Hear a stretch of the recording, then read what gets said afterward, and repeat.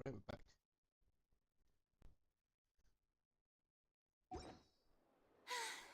Being too popular can be such a hassle. Who knew the people would adore me so much?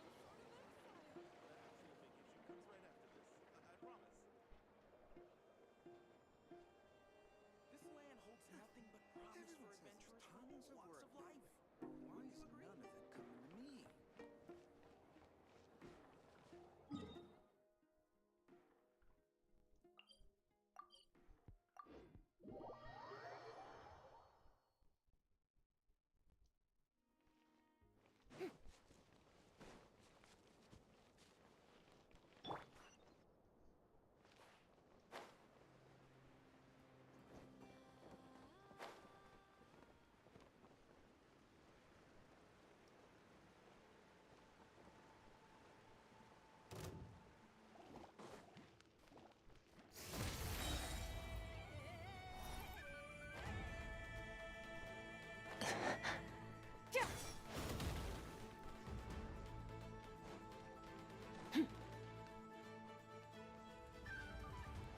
I have confirmed that you are all in good health.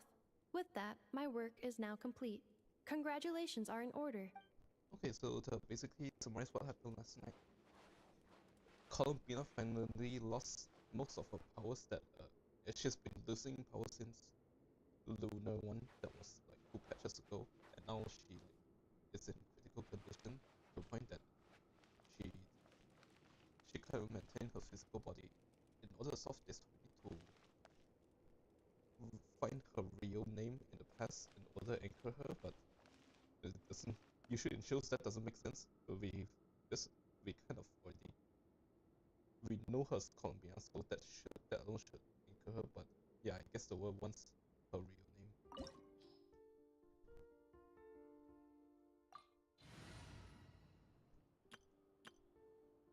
They want fire, right?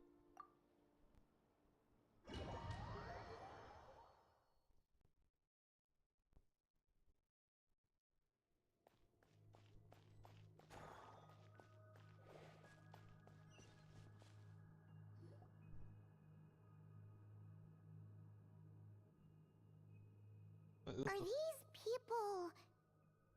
Where's everyone else? Why did Paimon join?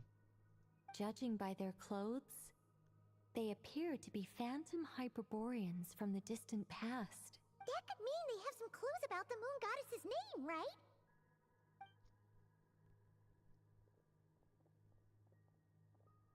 Hey there! Could you tell us what the moon goddess's name is? Sorry. That's probably a weird question, huh? How do we explain this? The moons are long gone, and their goddesses are dead. Their names no longer mean anything. When a new moon goddess is born, we will surely know her name. We have used every last resource at our disposal. All that remains is to wait, patiently and quietly.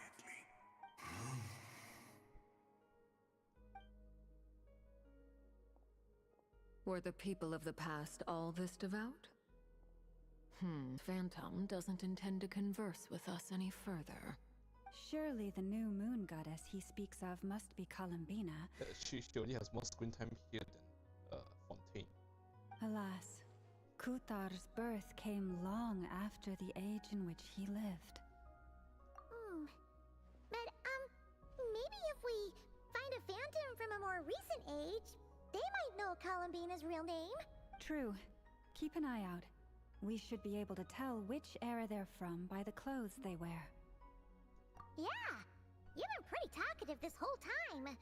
What changed? She can't talk. Oh, Oh, nothing. I'm fine. You all make good points. hey, I thought her mouth was moving. When the Hyperboreans speak of moon goddesses, they mean the three from truly ancient times. I can't imagine they would know anything about our current moon goddess. There once was a time when the moon goddesses blessed them greatly and protected them from harm. So, when the war between the gods and dragons plunged the world into chaos, It seems they looked once more to the moons for help, praying for a new goddess to be born. Yeah, that checks out. Let's continue on. Who knows what else we may discover?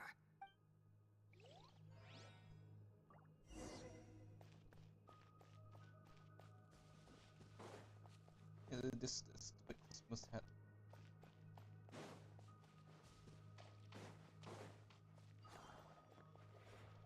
There's a door blocking this path. Yeah, I can see that.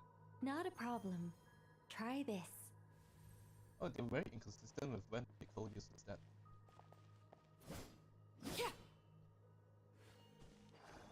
Oh.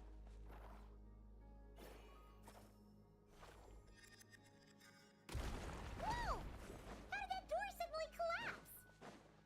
This device was maintaining the door's integrity. Remove the core, and the device stops working. Is this our destination? Impressive. See, Lolly can fly More there, right? precisely, this is a device that will help us reach our destination. No, when? Let's go. We still have a long distance to cover. Ouch.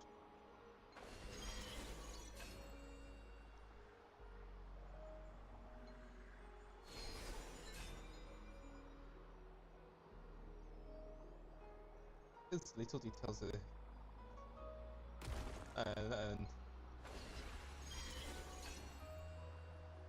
it's just they made a whole dungeon for this story to end like the last patch. They made a whole chest screen for Revere's Pass.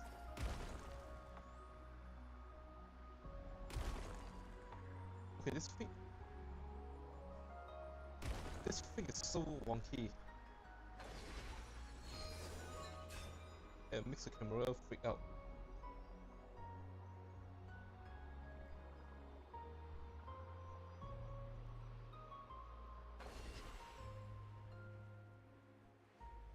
The way ahead is blocked by broken rocks.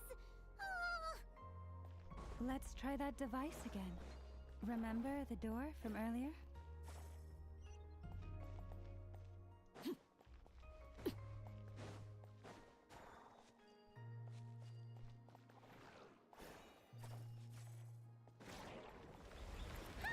So it works in reverse too. The humans we see are all phantoms, but the monsters are real. What a fascinating place. There'll be plenty of time to admire it later. Witness my rise. Transfixed.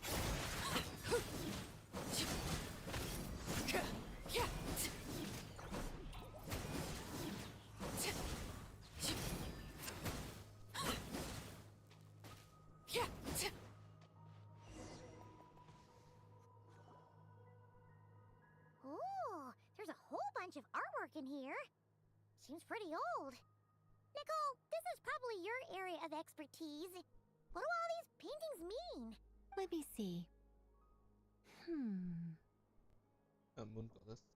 1, 2, 3. Or maybe the shades. To understand these murals requires some knowledge of the history surrounding the War of Funerary Flame. I shared a little of this with Lauma before. Yes. I think I follow. The dispute between the Moon Sisters. The transformation by Nibelung. The first dragon.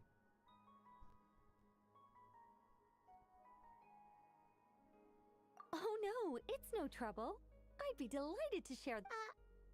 Tevat's 3 moons and their goddesses were brought into being by the will of Nibelung, the then ruler of Tevat.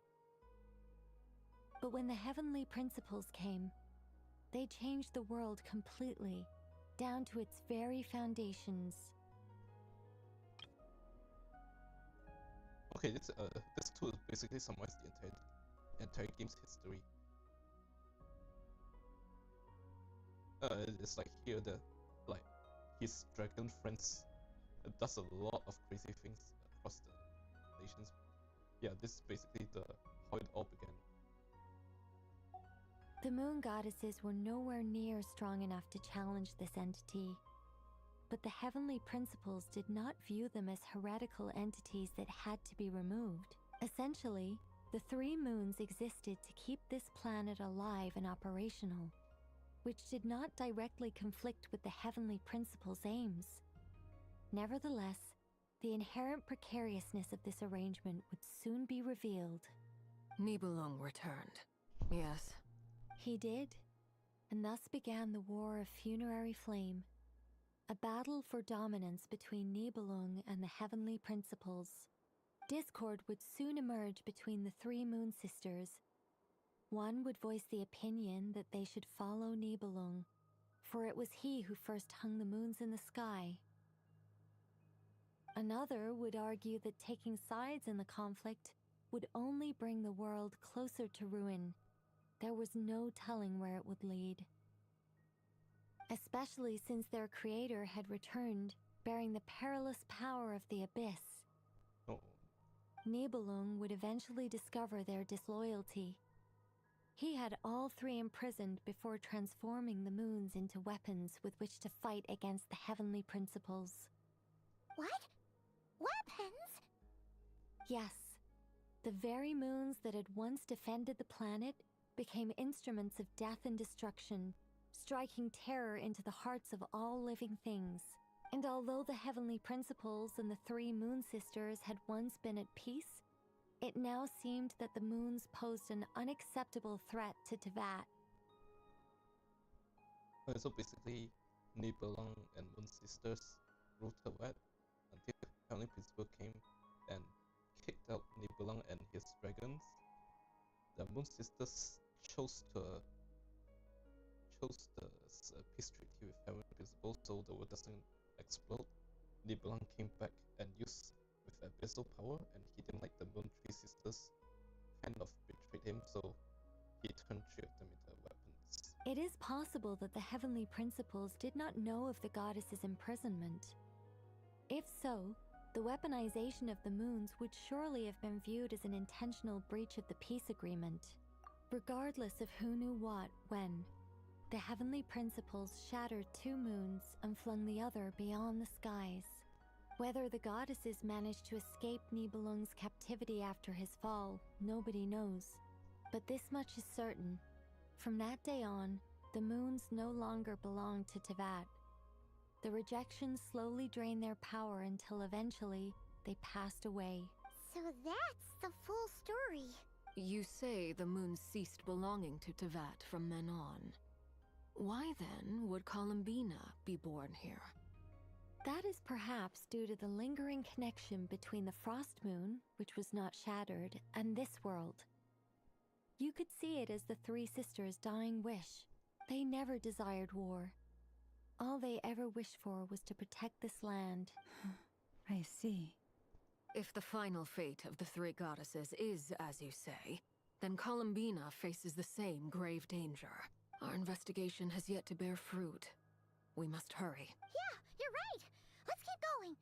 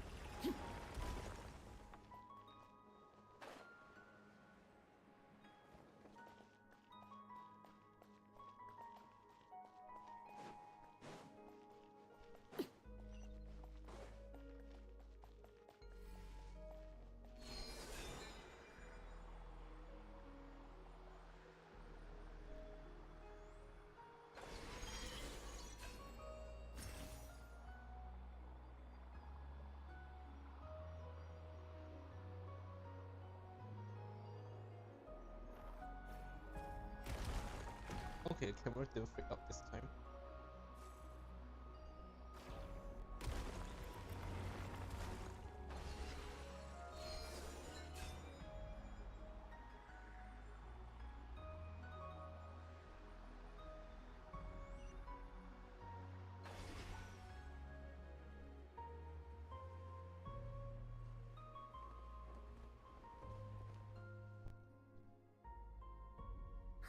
We're finally here. Guessing we'll need to activate this thing? Indeed. I was a little worried about that at first, but as we got closer, I sensed that the Kuvaki within it flows unimpeded. It should be functioning normally. The only issue is how to activate it. It's looking a little worse for wear. What about the cores from some of the other devices we've seen? Can we repair it using those? In all likelihood, yes. I imagine that would have been the Hyperborean's backup plan. Let's look for some cores.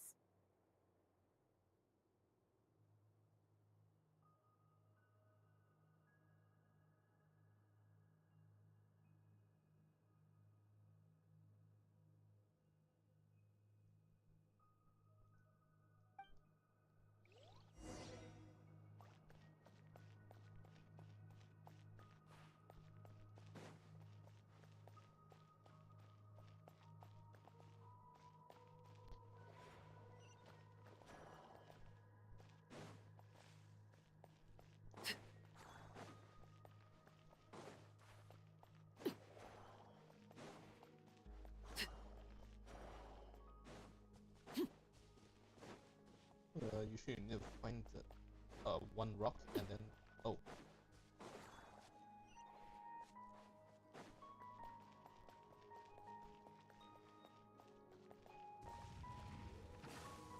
Overruled.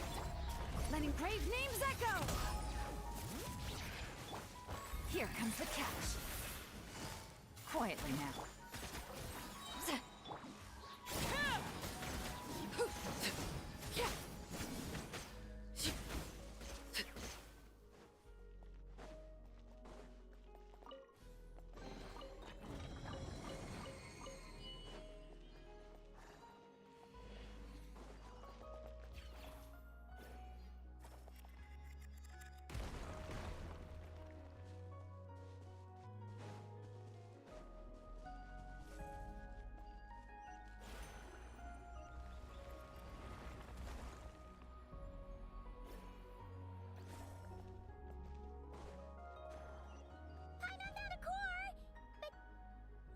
Get across!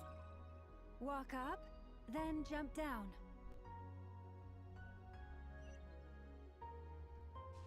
Do we still need this?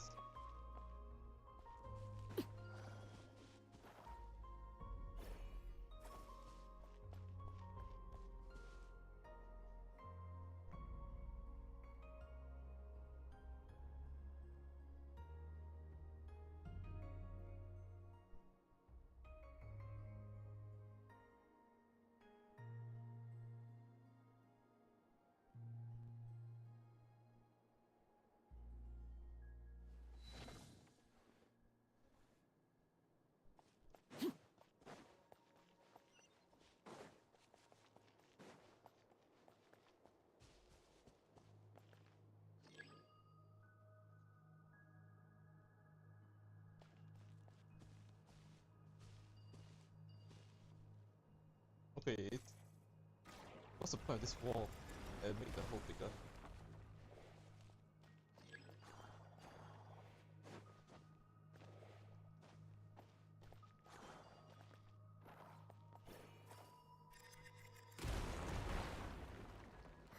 That should be enough cores. Let's head back.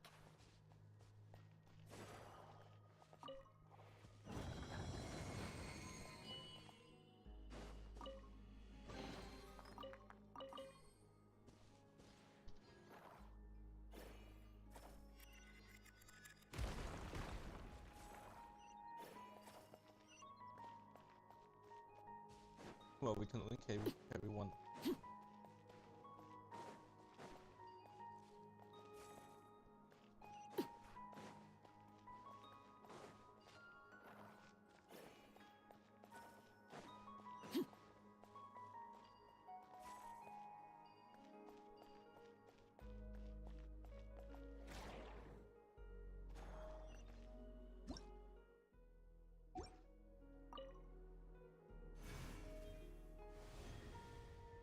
The device is up and running.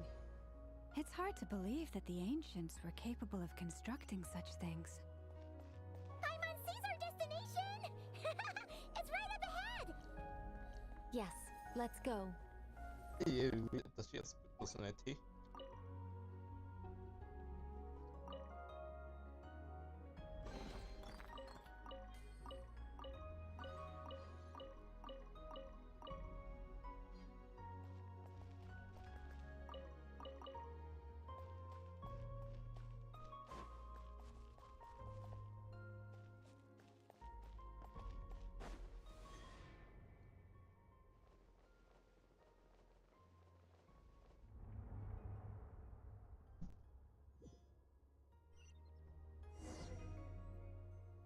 Oh yeah, I want to check something.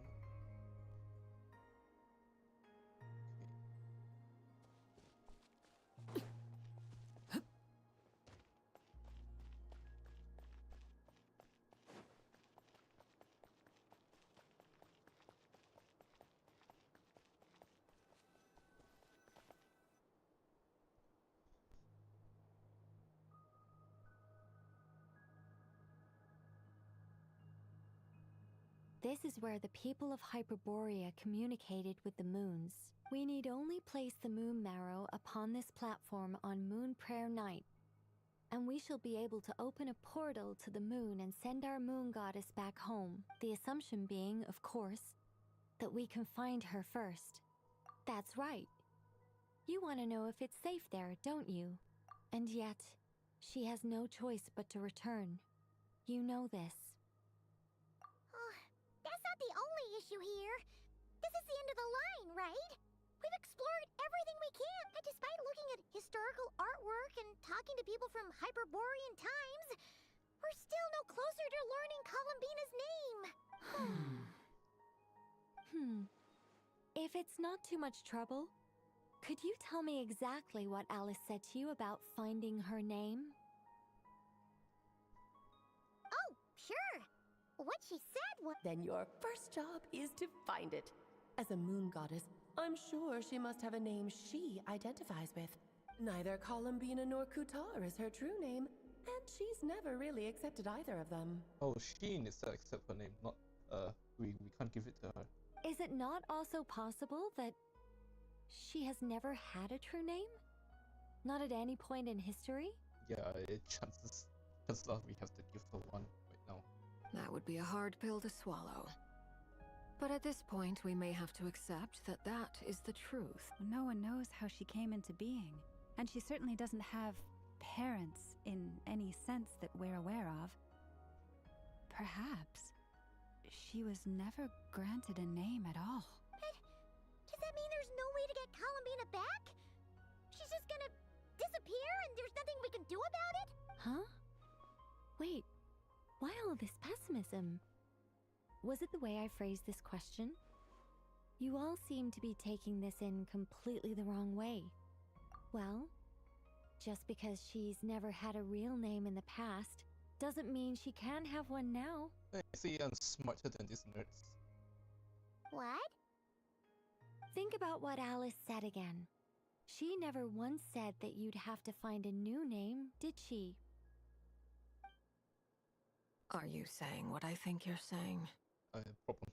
You understand us? I mean, we kind of already did, right? She has to accept that name, not us. Yes. Names are anchors that connect us to the world. If she doesn't have one already, then all we have to do is create one, no? It's like... yes. Traveler, when you first arrived in Teyvat, do you think you would have turned around if someone behind you shouted, "Hey, Tumaini"? Of course you know this name. But what about now? I understand what you mean. Life is a long journey. Even the friends and family by our side can change over time.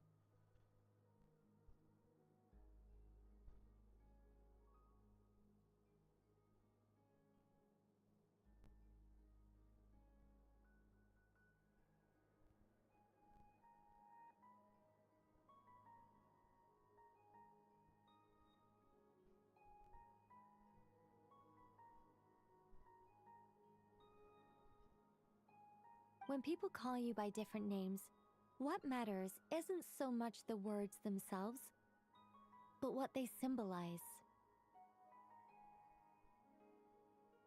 And of course, whether that resonates with you. Lumine. So, close your eyes and picture the moon goddess in your mind. If you were to call out to her in this moment, what would you say? Yeah, what do you usually call her? Columbina. Columbina. Paimon would call her Columbina too. I mean, yeah. Well, she has long forsaken everything that Kutar represents.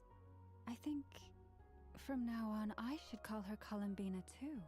Yeah, at least she didn't immediately say she sees her Columbina, because she only been calling her Kuta until now. Well, it sounds to me like you found your answer. Are you sure? Is it really that simple? We haven't found her this whole time, and not for lack of trying. For a journey like this, the process is every bit as important as the outcome. She doesn't really have the funny stop animation like Alice. Had you not searched far and wide, rejecting every other answer you were offered? How could you have come to an answer you felt was finally correct? Oh, it all makes sense now. This has Alice's fingerprints all over it. Are you suggesting that Mage knew from the start that Columbina never had a real name to begin with? We wasted like, I don't know, an hour on this because of her. I can't say for sure, but I can definitely imagine her chuckling in satisfaction somewhere right now, saying, "Ah, what fun." Llama! Your antlers! You should hurry. The festive moon has begun to rise. Do not worry, for when you called the name Columbina just now, I could sense that the power within was enough to summon back the moon goddess. The power within what? Yes, so, the thing is... What's wrong now? This is so annoying. I really want to explain how that whole thing works. Starting from the founding principles of Tevat and... Oh, I could talk about this for hours. I have like 4 hours right now. But... Deep breaths, Nicole. Deep breaths. You're an angel. A sober, sensible, solemn angel who has her priorities straight. I don't think you're supposed to hear all this. Okay then. Sorry for asking. Clearly a bad call on Paimon's part. Anyway, you all need to hurry. Last thing, remember how it felt when you called out that name. Then it is agreed. By the name Columbina, we shall find her. Then we'll throw her the best Moon Paranite party ever! And at last, we will send her home.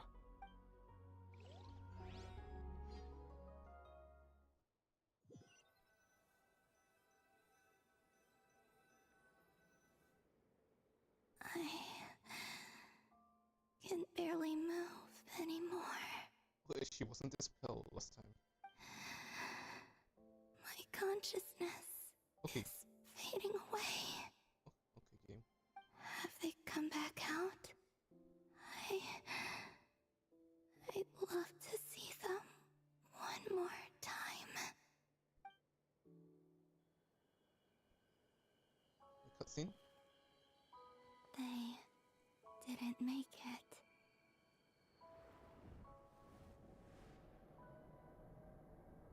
Could you tell me your name?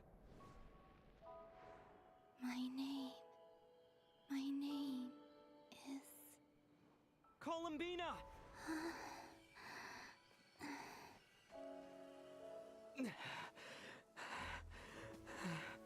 Columbina! Are you here? Columbina! That's the name you gave when we first met. And it's what I've called you ever since. Columbina. It's a fine name. I have many fond memories of Columbina, and so do all of your friends.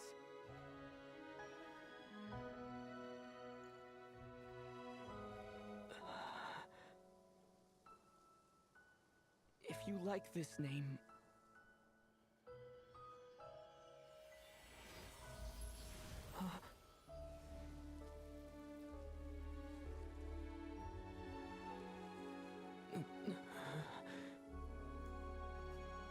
Looking for me?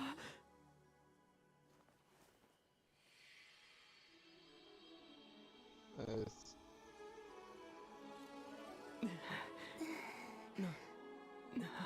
I like it. You can carry on using it. My name is Columbina Hyposelenia. Where did this come from? Columbina Hyposelenia. That's a wonderful name.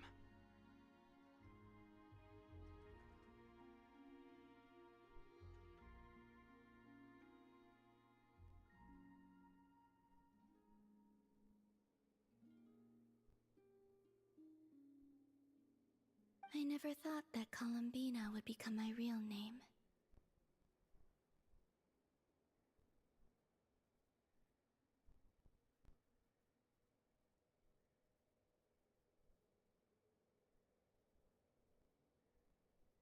But after I met you and my other friends, the things that this name stood for slowly began to change. It went from being to something my friends call me.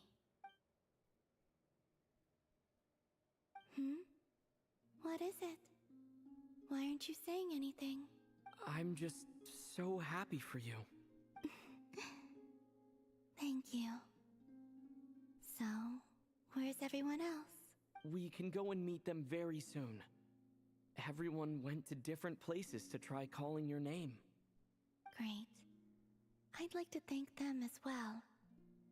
Everyone's done so much for me. Searching for my name, entering those ancient ruins. Huh? Wait, so you were... Yes, I was there. Not physically, but my consciousness was still holding on. I followed you the whole way. Starting from when? Nasha Town. You turned around and called out my name while you were in Nasha Town. Do you remember?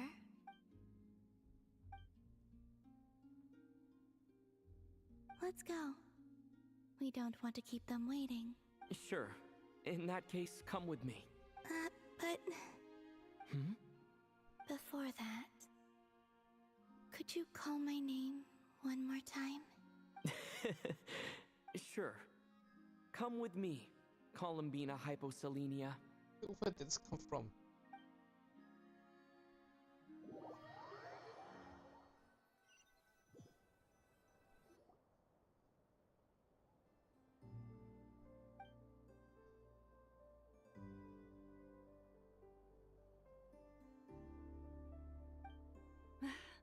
Columbina. Oh, this truly is wonderful. Oh, that was quick. Llama, I can't breathe. Oh, Ha-ha! Just in time for Moon Prayer Night. It's good to have you back, Miss Columbina. Yeah, we were worried sick. Thank you, my friends. With your help, I now have a name that belongs to me. Columbina Hyposelenia. Where's the second half from? You added it yourself? That's right. It means... Born beneath the moon. Yes. And by extension, it can also mean born beneath this world. A fine name. Now, as much as it pains me to interrupt this beautiful reunion, I feel obliged to remind you that the Moon Prayer Night celebrations in Nasha Town have already begun. Don't you want to enjoy the festivities? There's so much to see and do. And some of the ambient lighting and entertainments were sponsored by the kind souls in the Hexen Circle. you mean you? Nicole? Why have you turned into Dodoko? So you're Miss Nicole. Thank you for helping us, and for helping me find my name. It's nice to finally hear your voice. You're quite welcome. Guiding lost people to hidden treasure is what we Seelie do.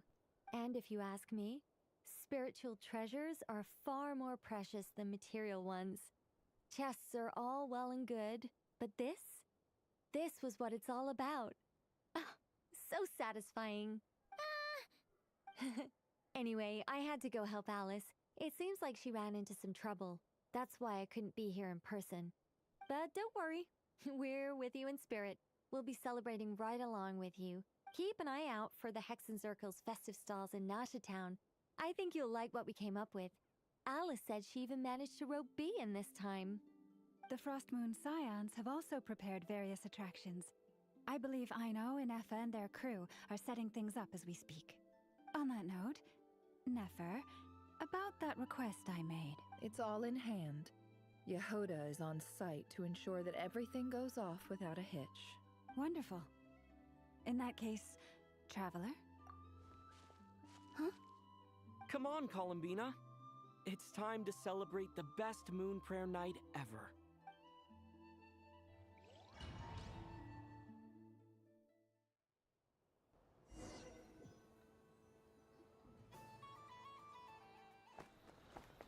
Oh, no. Now this romantic cutscene.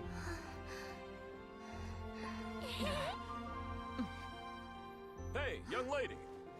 Would you like some Moon Prayer Night candy?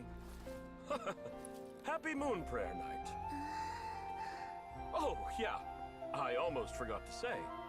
Welcome home, Moon Goddess.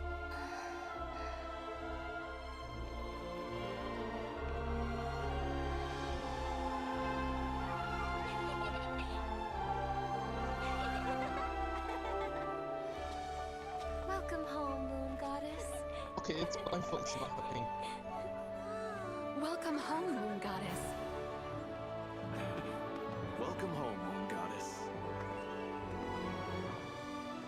Turning Nasha Town into her home is a festive gift. Oh, no, my fault. A rather brilliant idea. Perhaps this is what Nodcry, Columbina's home, should have been like all along.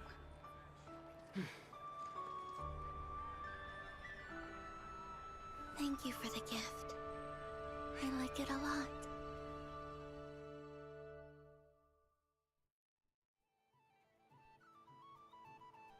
This feels like the surprise of my life. I do. I never imagined I'd ever get to enjoy Moon Prayer Night with everyone so freely. If you're happy, we're happy. Quite a strategy you came up with. Hide the tree in the forest. It's not your usual style, Lauma. Is there something about Moon Prayer Night that enhances what's in your head as well as the antlers on top? Apparently so. It even inspired a perennial penny pincher to use their resources for a greater cause. It truly is a magical festival. I see it now. This bickering is actually a sign of a strong relationship. Huh? What's everyone doing here? Aren't you busy with something? Oh, Miss Columbina, you're back. Yes, I'm fine now. Thanks for your concern. How's your progress with Alice's assignment? Very well indeed. I've never heard her sound so excited. Not like this. This time her excitement seems more serious. Seems like she's had a major breakthrough. She said she'll contact us once she knows more. In the meantime, we're free to relax and have some fun. Enjoy the time off while it lasts. I have a feeling that our next task won't be so simple. On something?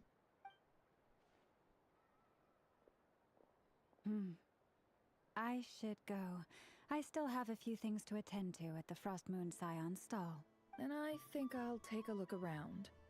With any luck, this once-in-a-year festival will come with once-in-a-year opportunities. Hold up a second.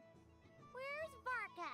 I believe he made a beeline for the flagship the moment he entered Nasha Town. Ah, that's Mondstadters for you. They know what they want when festivals roll around. Goodbye for now, Columbina. I hope you have a wonderful night. I will. Well, in that case, don't just stand there. Get out there and have some fun. definitely get a warm welcome at every stall. Oh, also, take this map with you. It's a guide to the... Oh man, I'm gonna be here for 3 hours. The Frost Moon Scion stall is over here. Lauma's invited a whole bunch of cute animals to celebrate too. Over there is the Hexencircle section. Alice seemed more excited than anyone about this festival, so she insisted on making it a grand affair. Oh, and then there's the Nasha Town local specialties, include... Thank you. It looks you're not coming with me. We'll be around, but don't you want to... Yep.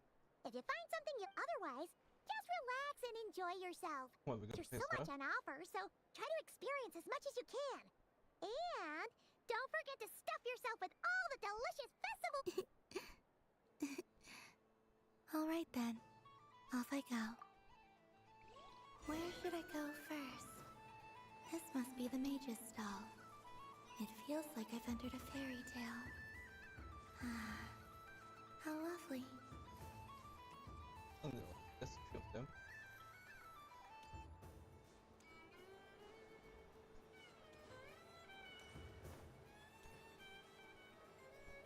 Never mind. Your Moon Master. Welcome home, Moon Goddess. Oh, you're the genuine article. Alice was right. This moon prayer night was worth watching after all. Another one that talks. Greetings. Pleased to make your acquaintance. I am the Hexencircle member they call B. Barbeloth Trismegistus. Columbina Hyposelenia. Pleased to meet you too. Hyposelenia. A fine name indeed. Now then, Miss Columbina, do you wish to hear divination? The Frost Moon Scions used to ask me what would happen in the future. Is this like that? From the perspective of the one seeking answers, perhaps. As you look to your journey ahead, if you seek to understand the unknown, resolve your doubts, and soothe the confusion in your heart, divination could be for you. The unknowns on my journey. Of course, if one wishes to peer into fate, then hydromancy is the more precise option. But that is a complex affair, and to relegate that majestic art to the status of a festive amusement would seem somewhat uncouth. Besides, it is sometimes better to not know fate with great certainty. Maybe. Yeah, have a certain robot in the other side of the universe with that problem. Hence, I shall use the suitably festive Lunar Arcana to tell your fortune instead. It is more popular with the youth in any case. Lunar Arcana. Indeed. Unlike hydromancy, this will only display possibilities and trends. People like to think of themselves as creatures of agency and free will. Peering too far and too clearly into the future is detrimental to both body and soul. I'd like to give it a try. Of course you may. Come then, take a seat, Miss Columbina. Before we begin, are there any specific questions you would like to ask? Let's stick to general possibilities and trends, like you suggested. Ah, very well. Then I shall use the basic Lunar Arcana deck. Now, try to relax. Cast your mind upon the things you have experienced and the things you are soon to experience. I will shuffle the deck.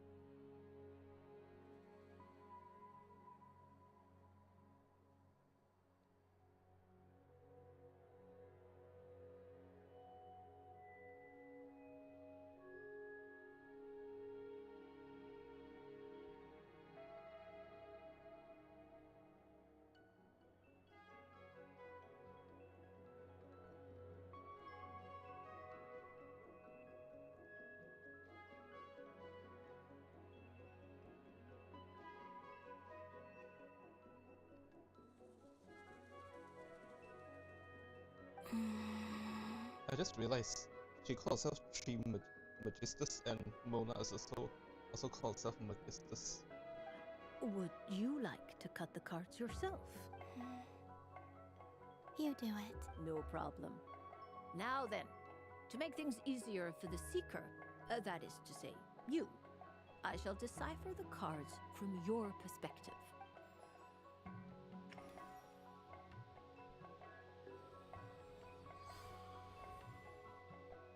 Please, draw the first Lunar Arcana. This... Now, draw your second card. And now the third Arcana. This is the present. Finally, the last card. This shall speak of the future, which... Oh. Kuvaki Pulse? Fascinating. I've never encountered this before in my role as a diviner. Something has exerted an influence upon this card, causing it to leave its designated position.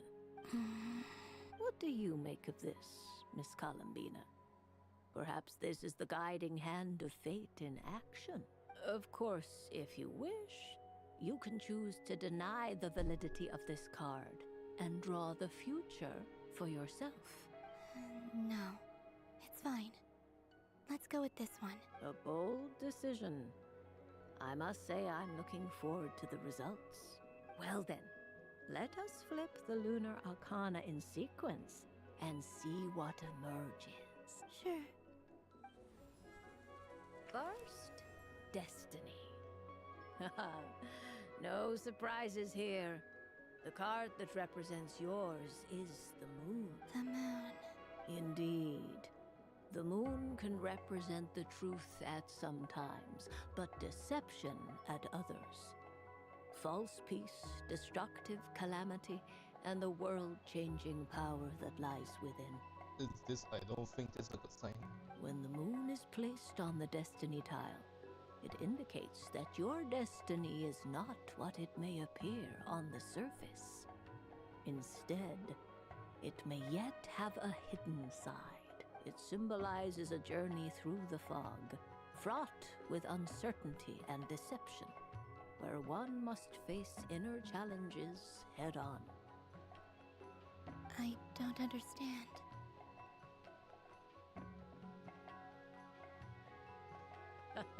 Patience, my dear.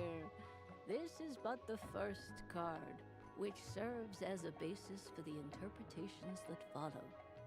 Our divination will only grow clearer from here on out. Now then, flip the second card. Ah, the Hermit, but inverted. Inverted? Yes. The Hermit symbolizes solitude, introspection, and the pursuit of truth. When inverted, it represents isolation, truth out of reach, and a path that leads one astray. Combined with the moon as one's destiny, the Hermit inverted represents a choice you made to stand alone in the past. It was a choice made not out of fear or arrogance, but for reasons that others could not perceive. You fumbled through the darkness without a guide, but you did not find your way. Rather, you went astray. More than once, it would seem. Something she left home twice. Is this about how I became Kutar despite not wishing to become a god?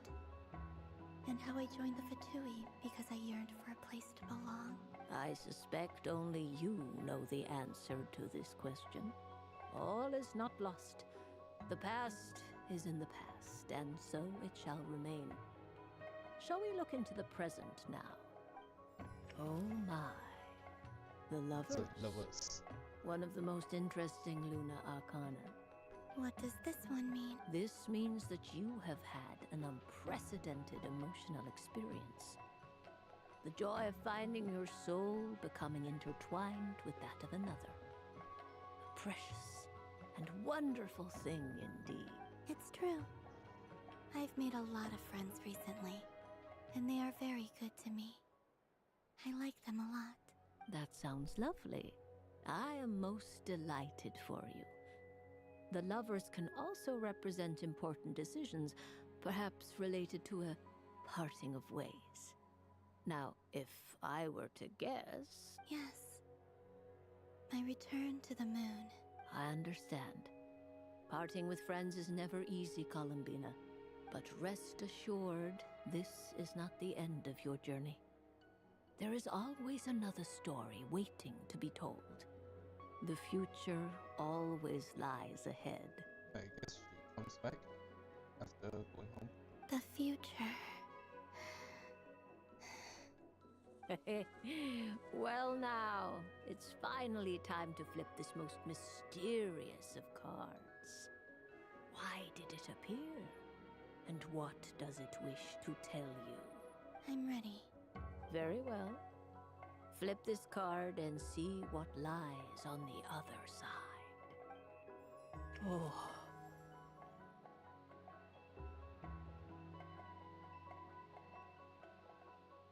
Miss Barbeloth? What is it? Isn't this straight out of Renault?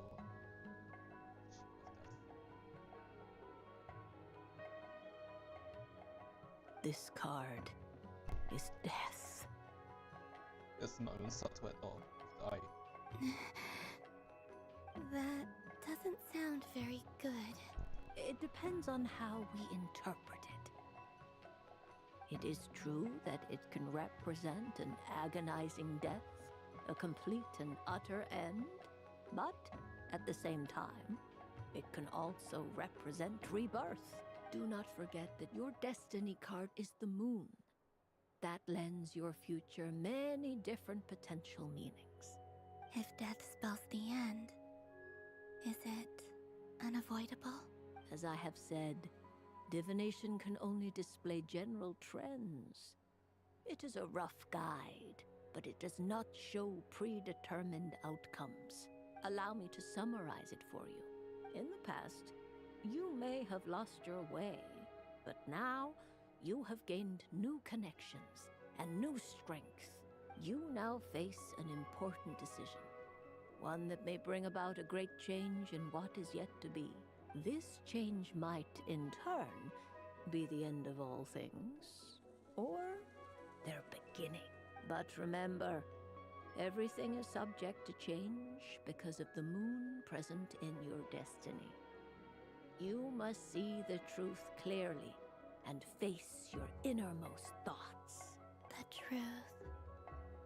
My innermost thoughts. Thank you, Miss Barbeloth. Don't mention it. Some people dislike divinations, for fear of glimpsing an ending to their story that they wish was not so. But I can see that you're different. The result of this divination will not sway your decision. This is a rare quality, and one that diviners always hope to see in the seeker. We are here merely to guide, not to exert undue influence.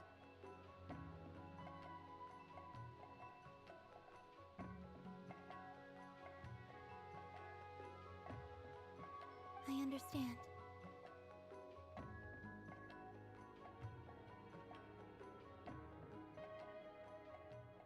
Go then and illuminate your future, Miss Columbina. The moonlight that shines from you now is most captivating.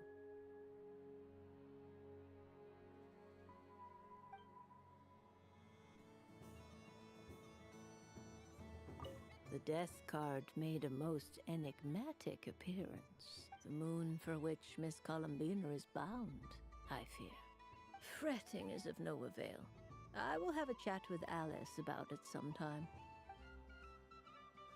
I wonder if the two will be long. She seems busy. A soft and furry creature that bounces and jumps. Welcome home, Moon Goddess. This one talks too. Allow me to introduce myself. I am a Dodoco from a distant archipelago, the most mischievous of all my Dodo brothers and Dodo sisters. You have anything important to say? When the going got tough, I powered through, and when I met obstacles, I boomed them away. That sounds like a lot of fun. Doesn't it just? Oh, but then the trouble started. Recently, I found a lovely beach, the same beautiful jelly color as my hometown, and so I dove in to have a look, only to find it overgrown with seagrass and nasty little spiky fish everywhere, looking to turn me into a Dodoco kebab. I made it back to shore by the skin of my teeth, but my tail was sorely hurt.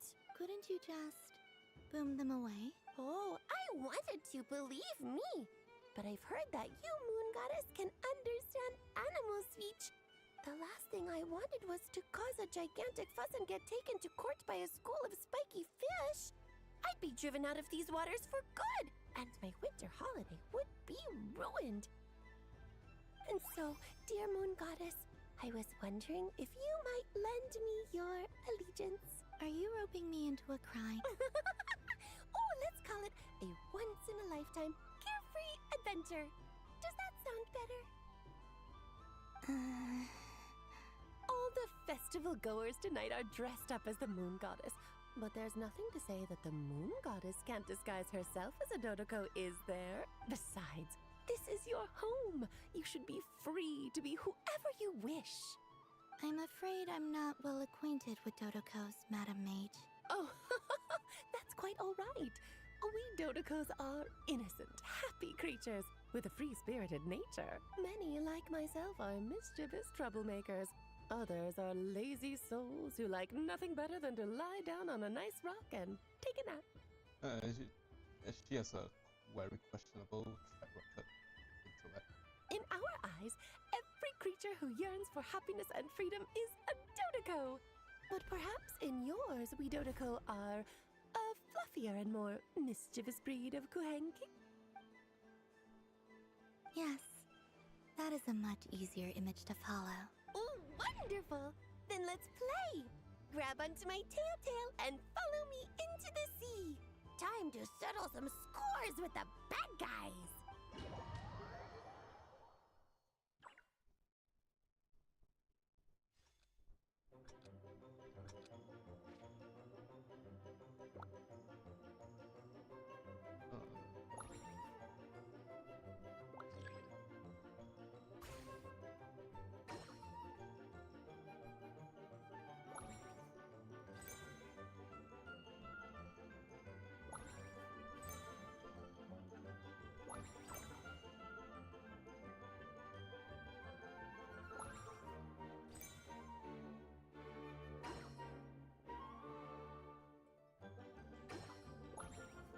Uh-oh.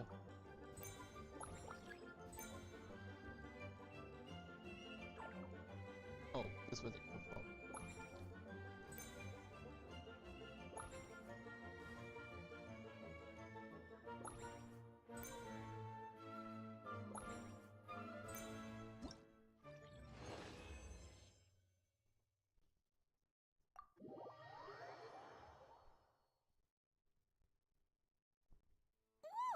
A remarkable talent. So, what do you make of it? The use of Jumpy Dumpties doesn't come as naturally to me as I think they called it... Indeed! And how did it feel blowing those pesky nuisances away? Not bad. Any guilt? What do you mean? Oh, wonderful. Lovely answers to all three questions. You've passed the safety test. Now I can give this special bomb to you as a souvenir. Remember, if you find any meanies living on the moon, you can use this to boom them into oblivion. I will. Do we actually get something?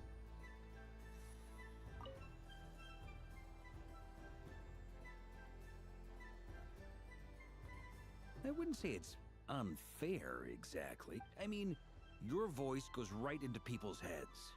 How would you explain that to the kids? You can't just explain it away as magic.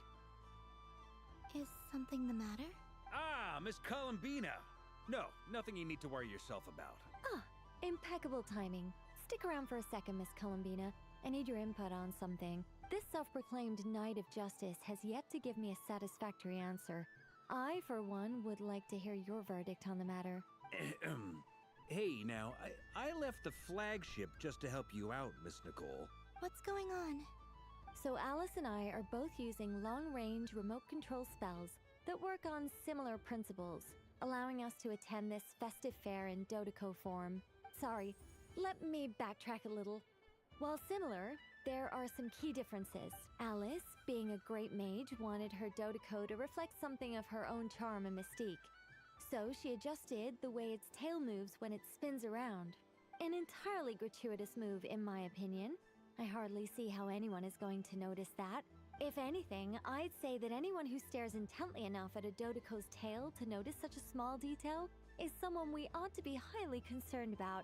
I only say this to emphasize that my question has nothing to do with tails. Now that we're clear on that, why is Alice's Dodeco permitted to interact directly with the children celebrating Moon Prayer Night, while mine is not? Your voice speaks directly into people's minds. See? Exactly what I... Miss Nicole? Ugh, I can't stand it. I know that probably makes me sound like a whiny child acting out in front of their parents. And it's a little embarrassing now that I think about it. But hey, I've said it now, I can't take it back. That would be even more embarrassing. Also, don't go reading too much into that analogy. It was off the top of my head. I'm actually an awful lot older than either of you. Miss Nicole, are you saying that you'd like someone to play the game you've prepared? I'm not so invested in that. It's just something cobbled together using items I borrowed from Alice. She probably didn't even make them herself. The point is, I want to know everyone's thoughts after they receive their prizes. But as you've said, I can't just ask. I've been biting my lip for so long, and I've had no one to vent my frustrations on. I thought this was going to be a nice, straightforward festival where I'd get the chance to guide people to treasure. Well, can I play? I can't guarantee that I'll win a prize, but... You will? I'd like to try. Then what are we waiting for? Let the game begin! It's like they forgot I was ever here.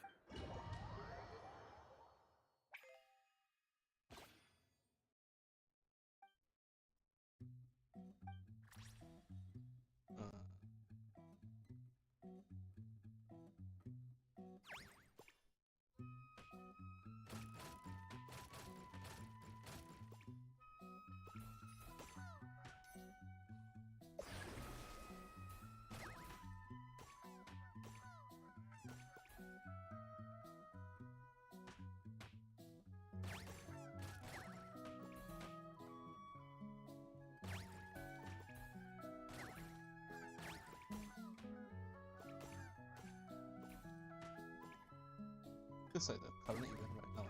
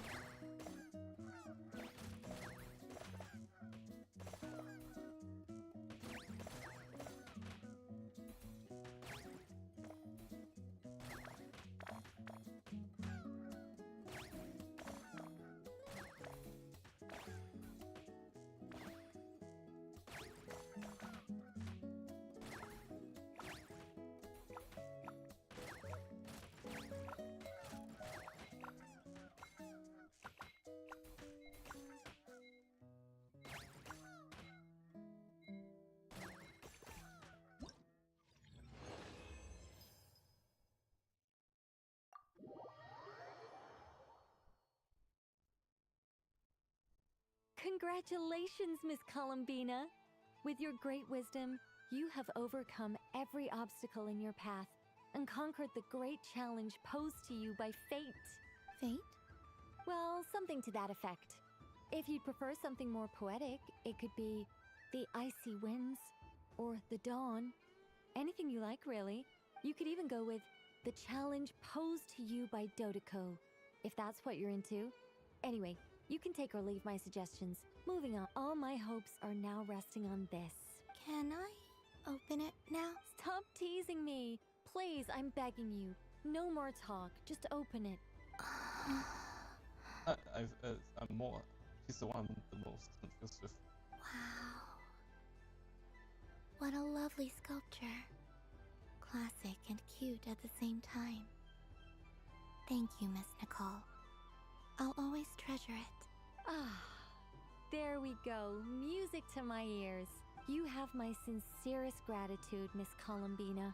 Thank you for sharing your precious time with me and fulfilling my wish.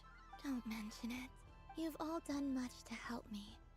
And still, I'm the one receiving all these gifts.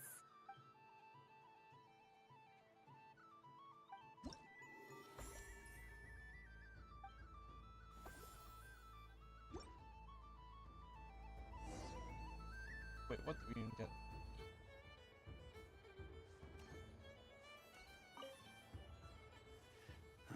It'd be rude to just leave without saying anything.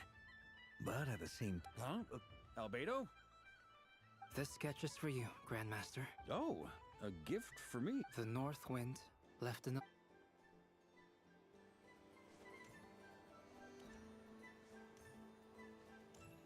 Wait. What's this? Should I give it a try? It's the same guy.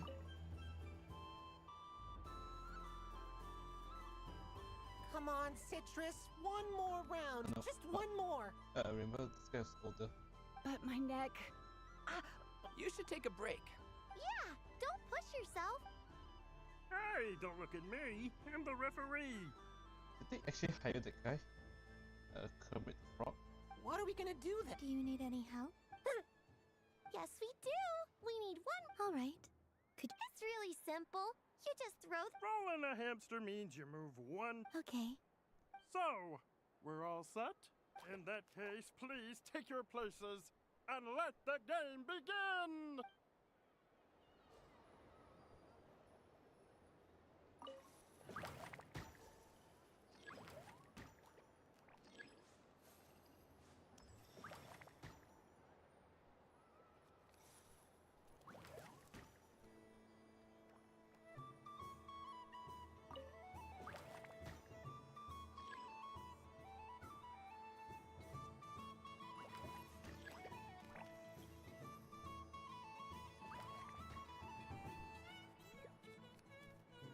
And the winner is Cranberry! Bravo!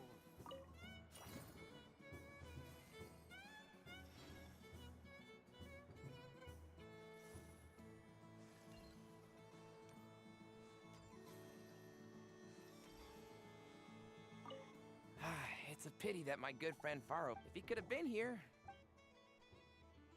Yeah, I think that.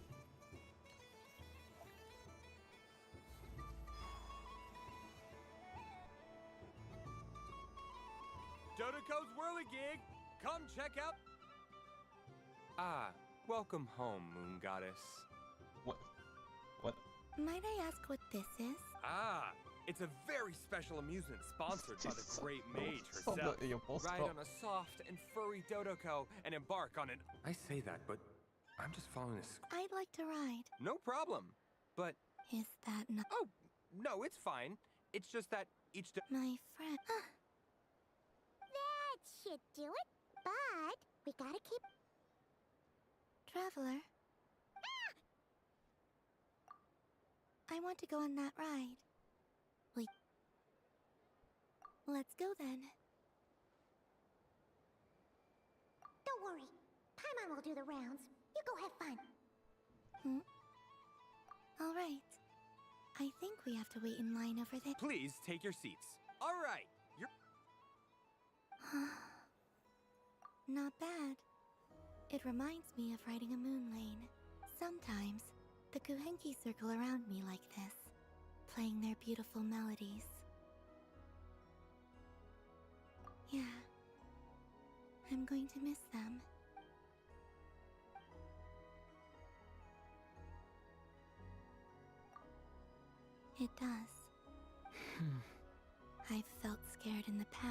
too.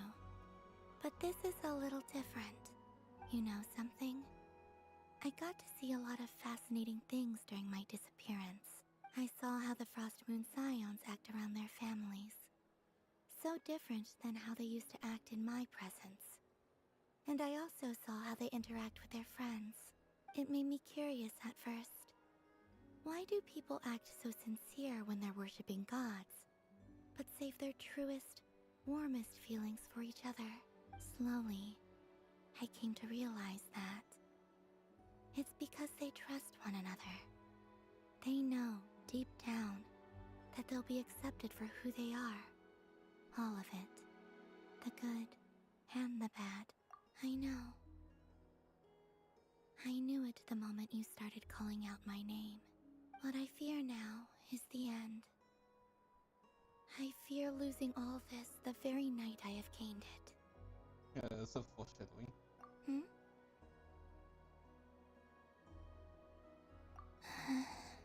Thank you for this conversation. Thank you for listening to me. Don't worry. This fear I have, and the unknown that awaits me, they cannot hurt me. Not when I possess a treasure far greater. I just want you to remember this version of me. The real me. On this final night together. Dear passengers, Dodoko's awesome. Don't want the journey to end, huh? Don't worry, you two. There's always another adventure.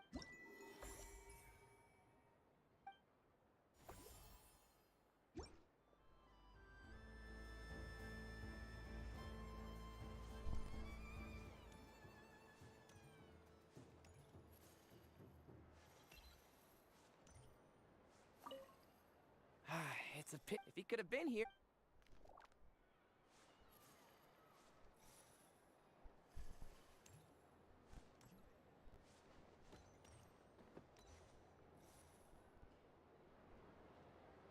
But I was aiming right at it. Aw, what a pity.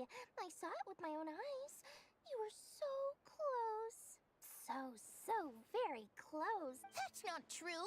It dodged out of the way right as I was about to snag it. I'm sorry? You heard me. This paper frog can move. I swear. Dear, oh dear, what are you saying? How could a paper frog move? Unless you believe there really is magic in this world. Even if I, the mere humble merchant that I am, knew such magic, surely I would not use it on a paper frog. I'd sooner give Mora legs, so it could walk right into my purse. Unwishen's common knowledge. My dear customer, Right why here. not have one more try? This time I'll give you 12% off. A very generous discount for one of my most regular customers. So generous at all. Just think about how much experience you have under your belt now. You're sure to win the next one. Darn. I used up all my coins. I'll be right back. Just gonna fetch some more from my house. Take your time, but don't take too long. This event is Moon Prayer Night only. Miss it, and you'll have to wait a whole year before I'm back. Next customer, please. Welcome. Hello. Whoa! What's this bigwig doing over here? How do I tell my employees not to go running around this time? Shooting them a glance won't work. I haven't known them long enough. Dory? Why, hello there, Miss Columbina. Would you like to play my ring toss game? The rules are very simple, and it's easy to get the hang of. How much for a round? Oh, first time's free. Not a single mora. After that, well, we can cross that bridge if and when we come to it. But with your sharp sharp skills, I'm sure you'll win all the prizes in one fell swoop. That was an obvious enough hint for them, right? Right?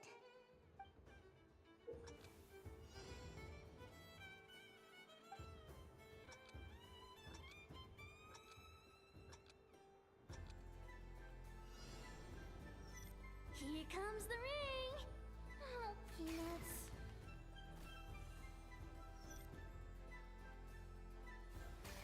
tracks. Roselle, should we move or not? Just a tiny bit. All right, then I'll... Oh, sugar plums, not the clock hands. How do I move the legs again?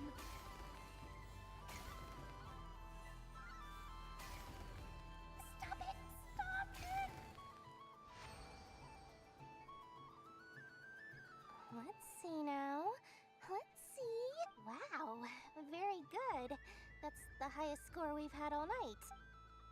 And here's your prize. Now, how about another round? As for... Happy Moon Prayer Night, Miss Columbina. Happy Moon Prayer Night, Durin and Hat Guy. Yes. No. You said we were just coming here to say hello. I did, but then I recognized a few more people as I got closer. Do my eyes deceive me? Is that... It's our little dragon. He's all grown up. Someone's popular. Well now, since you... Okay, I think... Oh, we know this. We know this, this one. This one's from Dilo. He'll have a go. I'll pass. It's only one free try per customer. You can't give your try to him. I'm aware. How has Elder Almond been lately? He's in great shape. He goes for a run in the forest every morning to stay fit and healthy. He tried to go boat racing with Firecracker a while back, but he couldn't even make it onto the Lotus Leaf. Firecracker was in fits of laughter. How about you, little dragon? Can you still fly? Yes, I can. But you've become less chatty. Has growing up been tough on you? We call that maturity. You know, the thing people sing about. I'm surprised they can lift their livings fine up in the wild. The knight wields a sword of stone to defend those hearts that are made of gold. Stone is very heavy. That's what keeps them from talking too much. That's awesome! I want to be a knight when I grow up too. Ring, here I come! Oh, the hat-wearing man. I never thought I'd see you again. You seem more determined than when I saw you last on the train. If you say so. Oh, I do say so. The people you once helped see it clearly. It's because you are once again on the right track. He's on his way to beat the shit out of those three. May the engine in our hearts propel us to the station of our dreams. I can move! I can move now, Roselle! What are you doing? Running into the rings like that? You got them all so quickly. I have never seen anything like this in all my travels. Is this guy actually an old friend of theirs? What do you think they're talking about? But how? They're origami animals and clockwork people from a fairy tale. Getting to know them would be quite an arduous task. Unless they share a hometown? I have to get to the bottom of this. Next time I see the great mage Alice, I shall demand answers. Thank you, Dory. I had a lot of fun. Now for your prize. Where did I put it? Give me a moment to dig it out. Oh, sweet grand prize. How I wish I didn't have to let you go. Good thing I've already turned a profit from the customers earlier in the night. Otherwise, I'd have wasted all my hard work. Okay, I'm back. What? I leave for 2 seconds and someone's already claimed the grand prize? Oh, well, these things happen, you know? Perhaps you'd be interested in one of the other prizes instead. Is this the thing you wanted? Here, you can have it. Huh? But... Don't worry about it. It will be happier with you. Oh, thanks so much, miss. Moon Goddess. Oh, goodness gracious, Columbina. Give me strength. How am I supposed to make any more money from this child at this rate? Daddy, look! That's the game I was telling you. Forget it. She is the Moon Goddess after all. I'll think of some other way to swing this. Huh? Oh, someone already won the grand prize. You can take mine if you want. What? Why? Why are all these bleeding hearts coming here to ruin my business? Happy Moon Prayer Night, everyone. Happy Moon Prayer Night. All right.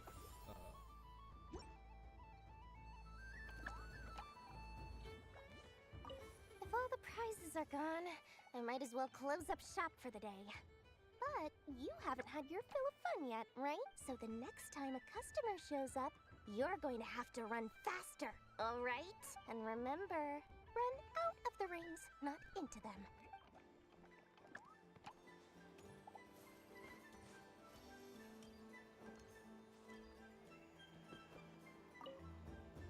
Done being a duke? Thanks for coming here with me, Hat Guy. Are there any games you'd like to play?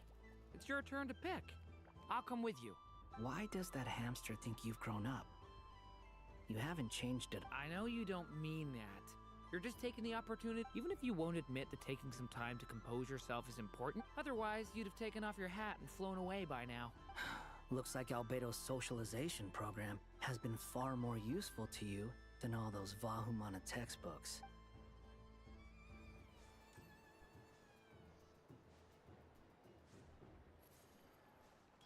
So this is the Frost Moon Scions area.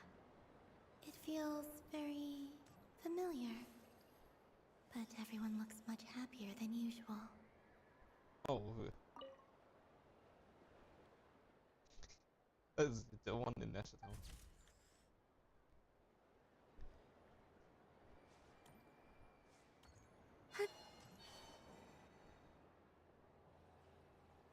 Wow, the Frost Moon Scion stall looks kind of plain, but it's pretty cool once you get into it.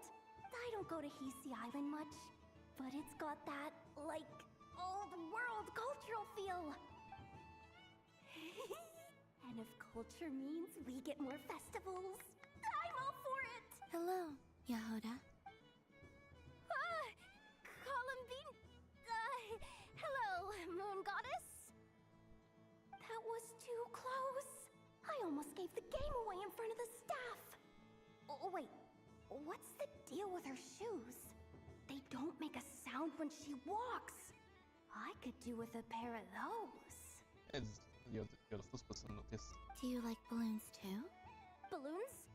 Oh, you mean those? What's so fun about balloons? I'm not a kid anymore. They're probably more up Aino's alley. Yes. The animals seem very curious about these strange flying objects. I was drawn here by their voices. I recently learned a fun new game you can play with balloons. So I decided to come and give it a try. A new game? Hello. Welcome home, Moon Goddess. Here to buy some balloons? Yes. Could you give me a few that haven't been inflated yet? Are you sure? I guess it's not a problem, but... And does she have a young model? It's kind of like that guy just now, the voice of an old man, but he's a kid. Yes, please. Uninflated balloons? But those are just... Would you like to play the balloon game, Yahoda? Huh? Wait here a moment. Oh. This is so weird. What have I gotten myself into now? I thought I saw Columbina nearby. Uh-oh! That's the Fourth Harbinger! Although she's helped us out quite a bit, she's good people, right? Is she looking for Columbina? Oh, guess that's my ticket out of here. I'm not sure my heart can take being sandwiched between two Harbingers. Which stall is she checking out? Oh, it's that other Frost Moon Scions one. Try on the headgear, see what it's like having antlers or animal ears for a day. Oh, I wouldn't be caught dead wearing that stuff. So enough gear to carry as it is. Wait, what? She put it on? How peculiar. This would take some getting used to. I wonder if this is what it's like for Lynette. It really suits you, ma'am. What is this? She was so intimidating a moment ago, but now, dang, she's really rocking those ears. How does she make them look so cool? She really doesn't care. I suppose I may as well keep them on for now. All part of the festive experience. She's coming this way. How do you do, Miss Yehoda? Oh, jeez. Don't talk to me while wearing that thing. Where am I supposed to look? Oh, hey there. I'm looking for Columbina. Have you seen her? She just... Wait, is that what she meant by balloon game? Yeah. Huh? No fair! How come I get caught in the crossfire? An ambush from the rear? Is this a declaration of war, Columbina? Would you like to play too, Arlecchino? Seriously? Are they gonna start some beef right here, right now? Gladly. That said, I believe there is another who would like to join. Boss Nev! Thank goodness! You've gotta get me out of here! Things are kicking off big time! Hello there. I'd like 10... no, make that 20 balloons, please. Uninflated. What? Miss Moon Goddess, I hope you're prepared to pay the price for assaulting my employee. Welcome to the game, Nefer. Just to be clear, let's keep this a fair fight, okay? No strange powers, please and thank you. Naturally. Don't just stand there, Yehoda. Aren't you? Huh? Do I have to? Of course. Don't forget, the Curatorium has a reputation to uphold. I knew something like this was gonna happen.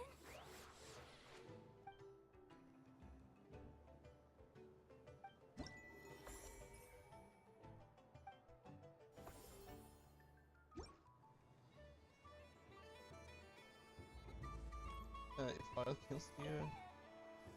I've seen Lenny and the other children play this game before. It would seem that it's not a bad way to relax, once in a while.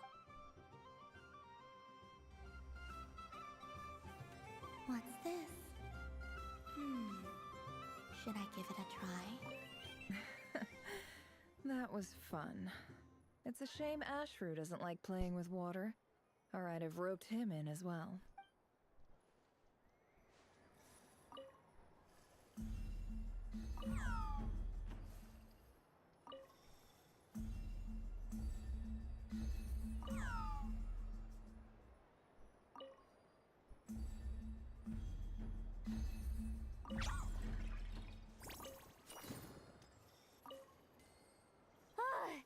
I just had a water fight with...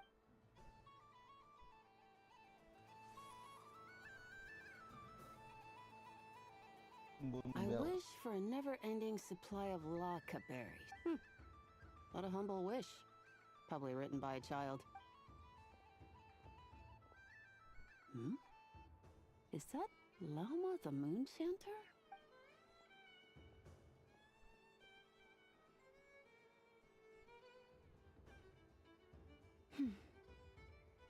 That's a skill animation.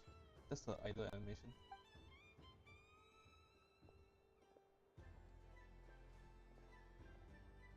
I wish that the long plume ibises would stop biting me. Oh dear, poor Lauma. All right, I'll write that one down for you. I got it. While everyone else is celebrating Moon Prayer Night, you're as busy as ever. I don't mind. It's rewarding work. A good kind of busy. Yeah, it's very confusing. My antlers are at their heaviest tonight, and the Kuvaki waves are especially strong. But as I help these dear friends hang their wishes up, I feel a great peace within myself that is hard to describe. You see, they are all such beautiful wishes, and they are ones that we can fulfill by our own strength. Do you blame me, Llama? I want to hear your honest answer. It is by the help of so many people that I can return to the moon. But I feel as though I've hardly done anything in return. You've done plenty, Columbina. I say this in earnest, both as someone who knows your history, and also as a friend who has seen what you've been through. What about as a moon chanter? I feel proud to honor our moon goddess's wish, and I'm sure any moon chanter in history would have felt the same way. Thank you for your kind words, Llama. But... Since you asked for my honesty, I won't lie to you. My feelings are mixed right now. Besides pride, I also feel, I suppose it's a reluctance to let go. Once you return to the moon, we will be far apart and separated by a false sky. I'm sure those of us left behind will gaze up at that sky, yearning for the moon once in a while, just as you used to do. I will miss you, Llama. I will miss you all.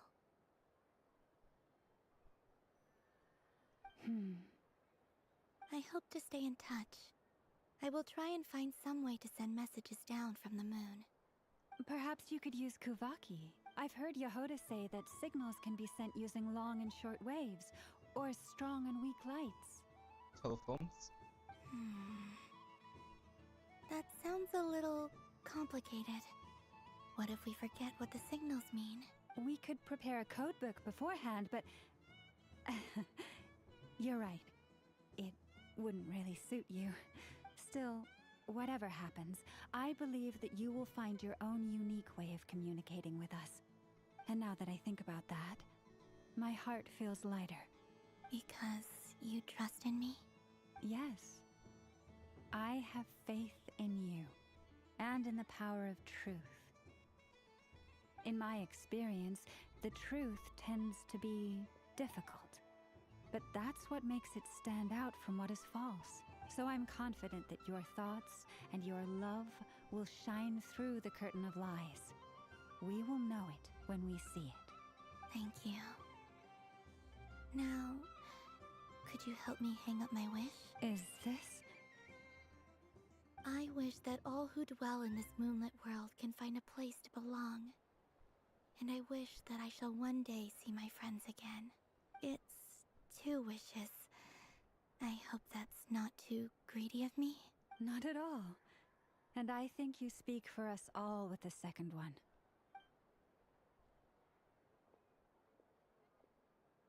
I shall continue to pray until the day that all of these wishes come true.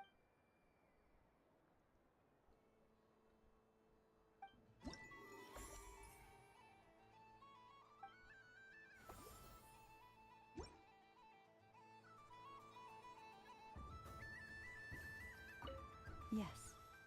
May...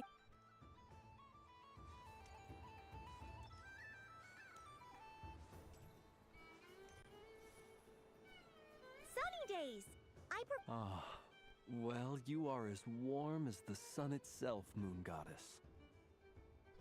Very well. I believe your spirit animal has to be this most adorable chic badger. Wow! Thank you, Mr. Talking Magic Lamp! Have a very happy festival, Moon Goddess.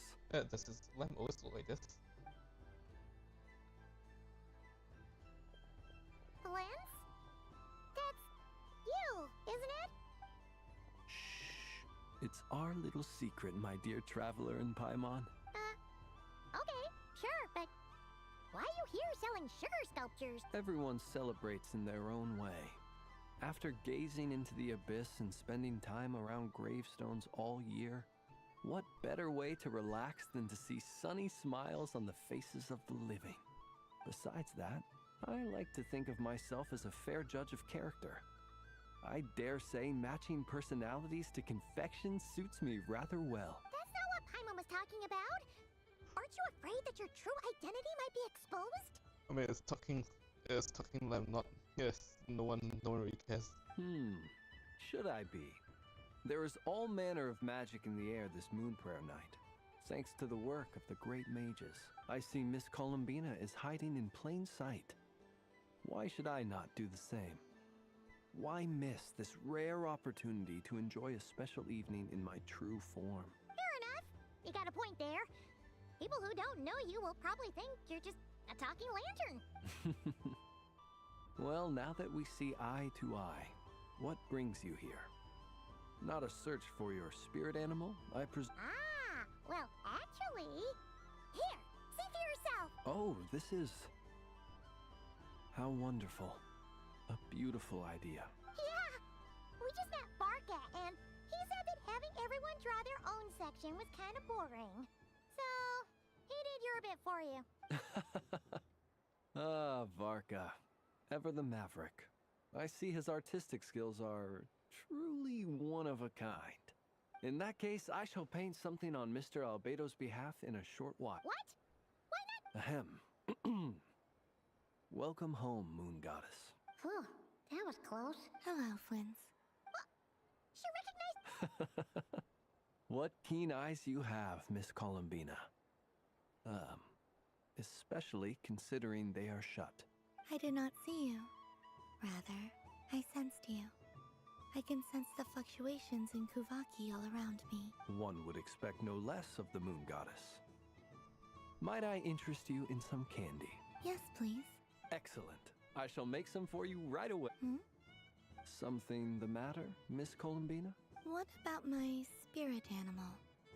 All the other children carrying sugar sculptures are talking about it. Wait, is she taking the test seriously? Ah, my apologies. How could I neglect that? You are quite right, Miss Columbina. Every one of us has a magical creature living in their heart. Would you permit me to help you find yours? Yes, please. Do you prefer the day or the night? Night. Which of the 4 seasons is your favorite? Winter. Think of a winter night perfect lasso. day. What is the weather like? Sunny? Rainy? Or perhaps cloudy? Snowing. Rainy in the morning, sunny at night. What kind of answer is that? Forests, lakes, and open seas. Which do you prefer of these? Wait. I like them all. Imagine you opened your very own shop. What would you sell there? Moonlight, I think. Wow! Paimon would totally shop there. It wouldn't cost anything. You'd just need to visit. Aha! I believe I know what your spirit animal is. Here. For you. Oh, it's a Kohenki! Indeed. A free-spirited being with a deep love for all things here in Nodcry, who selflessly lends her aid to as many people as she can reach. It is the perfect fit for you, Miss Columbina. I kind of forgot for a second it's selling sweets. It's kind of cute. It just ask a bunch of random questions. Thank you. But you shall have to forgive me. We have known each other for quite some... So instead, would you accept this sugar sculpture as a token of... It's a lantern. Hey, why don't you two go enjoy your candy over there? Paimon, come on, play ball. I got this drawing. But I want to hear Paimon's answers. But it'll probably take ages. Paimon's a complex soul. And we don't want your candy to melt while you wait, huh? Oh. Okay then.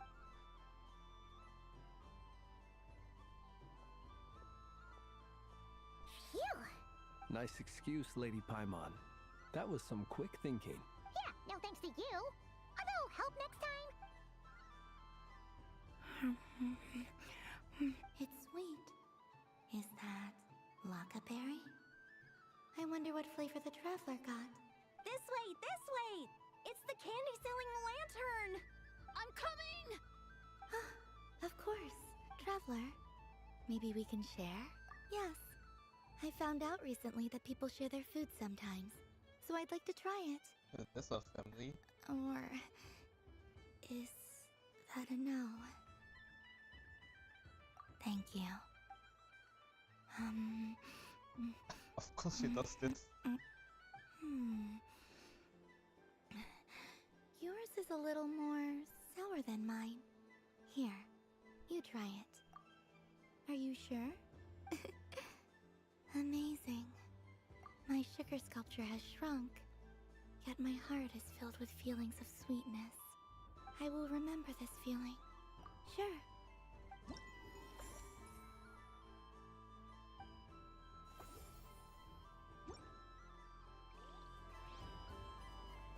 I wonder if who will see her here.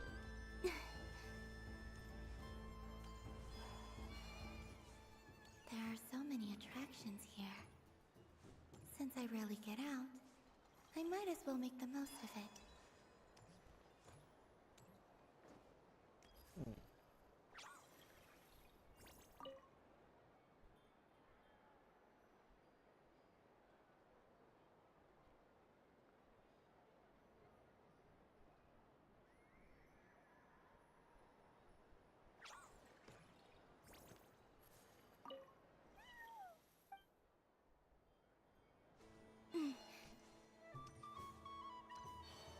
What's this?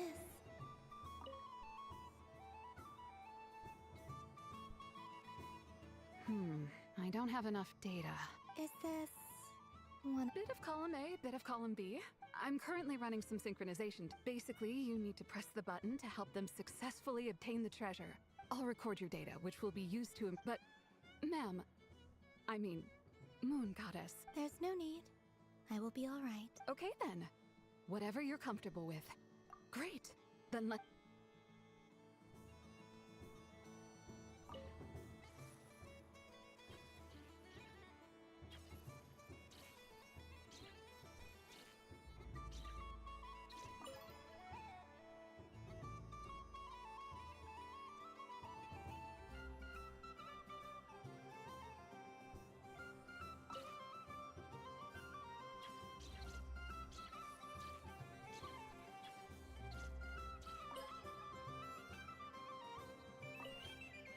Would you like to try again?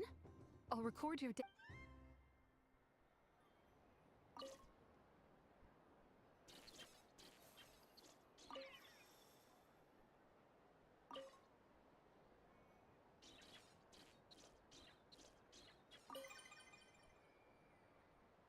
Nice!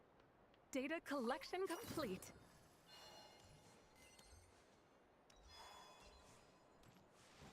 Robot.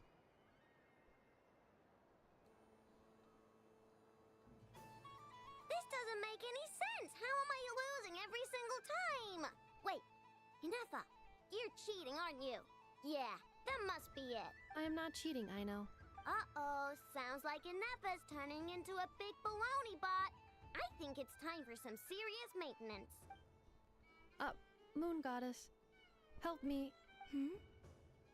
Miss Columbina, I know, is attempting to cheat. What the? I'm not the cheater! You're the cheater! How dare you throw it back at me? Her eyes look like stickers.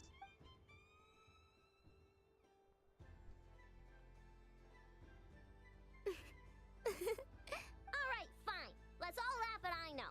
Just you wait till I get home, because I'm gonna make a game bot that can win 100% of the time. Let's see you laugh when I come back and beat your butts.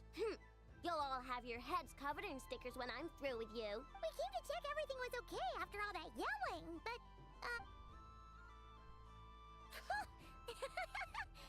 Whatever it is, it sounds like cheating is allowed. Kuhenki concentration. Each player starts with differently colored Kuhenki. Each round, they draw one Kuhenki from their opponent. When a player has two Kuhenki of the same color, they make a pair and can be discarded. Any that can't form a pair must be kept. The round ends when a player can't form any more Kuhenki pairs, and that player gets a sticker. Ooh! Can 4 people play as... That is fine, so long as the turn order is fixed beforehand. Alrighty then! In that case, the 2 of us will join as one Okay, but if you lose, you're both getting stickered. I don't want to hear any excuses. Sure. And if we win, if you win, only one of you gets to sticker someone else. I have taken to calling this. I know logic. Hey, lay off me, alright?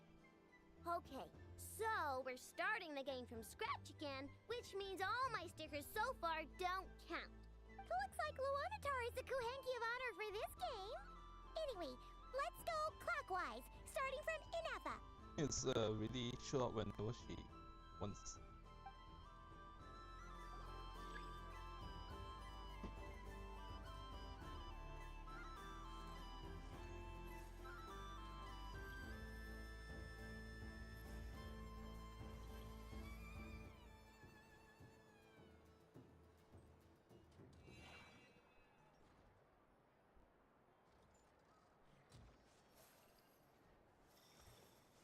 Nice! That's a pair!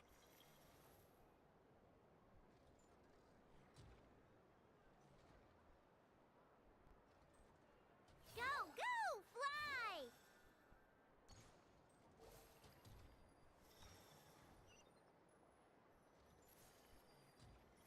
Oh. Oh.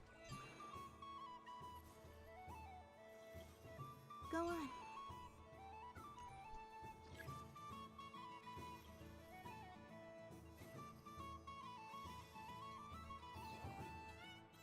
I have a pair.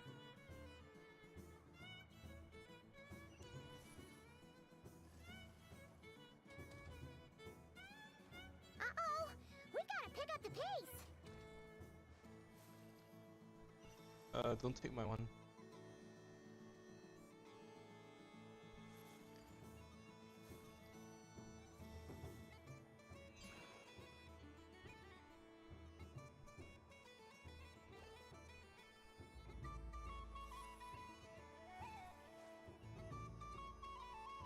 Oh.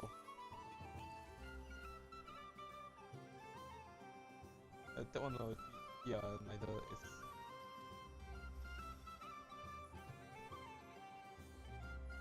Yeah, both are gone. These two are already gone.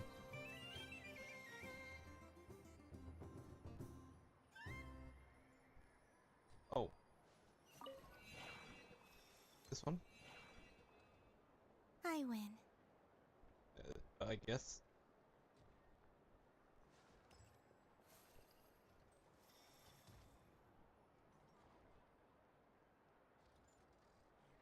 Phew, that was too close. I thought I was gonna lose. Good luck, everyone. Aw, we're out!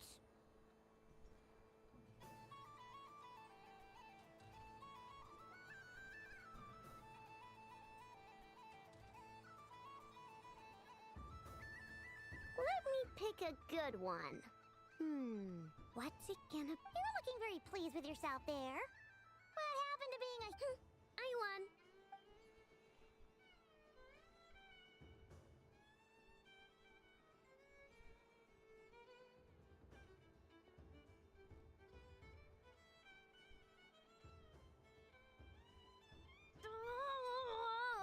Me again? Don't fidget too much, Ino, or the sticker's going to fall off. I don't care. If it falls off, it falls off. If a pair of Kuhengi get discarded, why not a pair of stickers? Huh?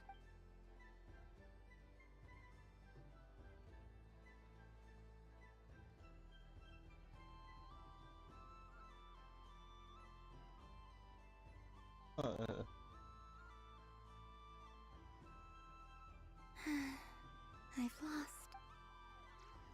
I think she's like the second best. She's not beating a robot. Sticker, sticker, sticker!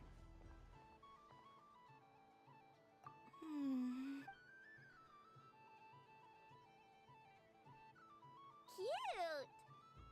You think so? Shame. I can't see it for myself. What did Luanatar say?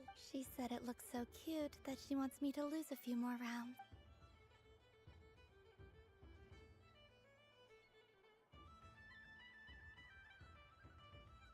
Who put these stickers on Paima's eyebrows? Ugh, she can barely see! Alright, now, I think we got enough evidence to prove that there's a serious problem here. Yes, I agree as well. The culprit is... Ineffa! Culprit? What did I do? Quit acting dumb, Ineffa! You're not wriggling your way out of this one. I've been watching you. Not only did you remember whose side Luanatar started at, but every time someone drew a Kuhenki, you were logging it and calculating every last possibility. Which Kuhenki pairs were gone, who had what color Kuhenki in their hand, even our facial expressions. You were keeping track of it the entire time. Exactly! Why I no said. Putting aside the fact that running calculations is not against the game rules, do you have any evidence to support your allegation? But that's not against the rules. So she admits. She certainly does. Alright, everyone grab a sticker. But... Take that!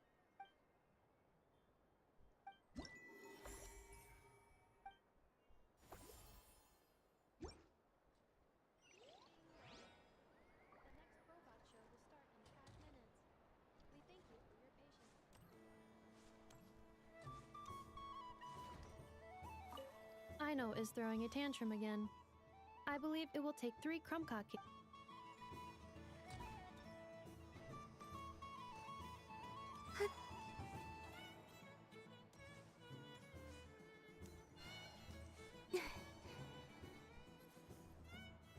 Moon prayer candy! Beautiful, tasty moon prayer candy. Candy?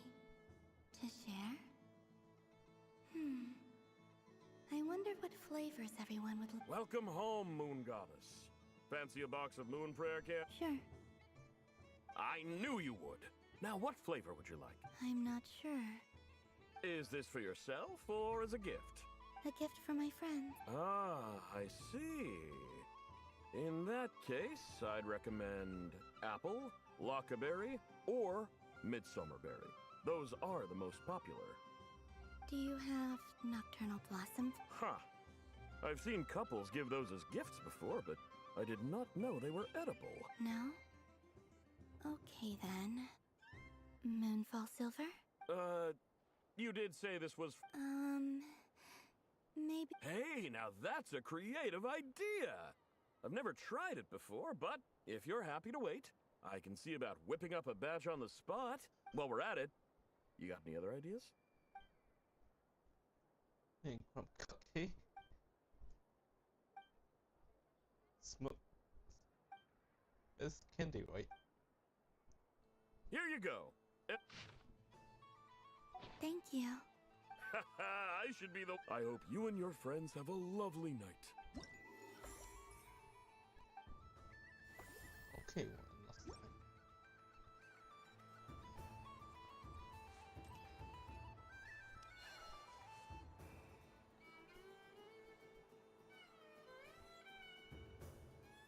What is going on over here? It looks like fun. Hold it right there! You can't run away from me, Moon Goddess. Are you talking to me? Of course. Do you see anyone else here dressed up as the Moon Goddess besides me and you? Happy Moon Prayer Night, Moon Goddess. Anyway, there's no time to waste. Get ready for the duel of a lifetime. Duel? Meet my partner, Stacko. Well, don't just stand there. Let's see your partner. Partner?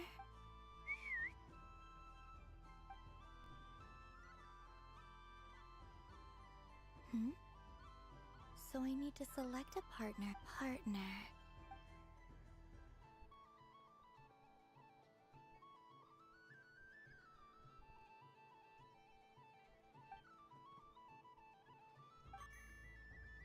Whoa! Am I seeing things? Where'd you get a Kuhenki? They're super rare. That's great. But you can only bring one partner to battle against me and Stacko. No They all look so eager to be picked. Which one should I choose? You'll pick, so you probably crush them. This deer came to celebrate the festival with the Frost Moon Scions.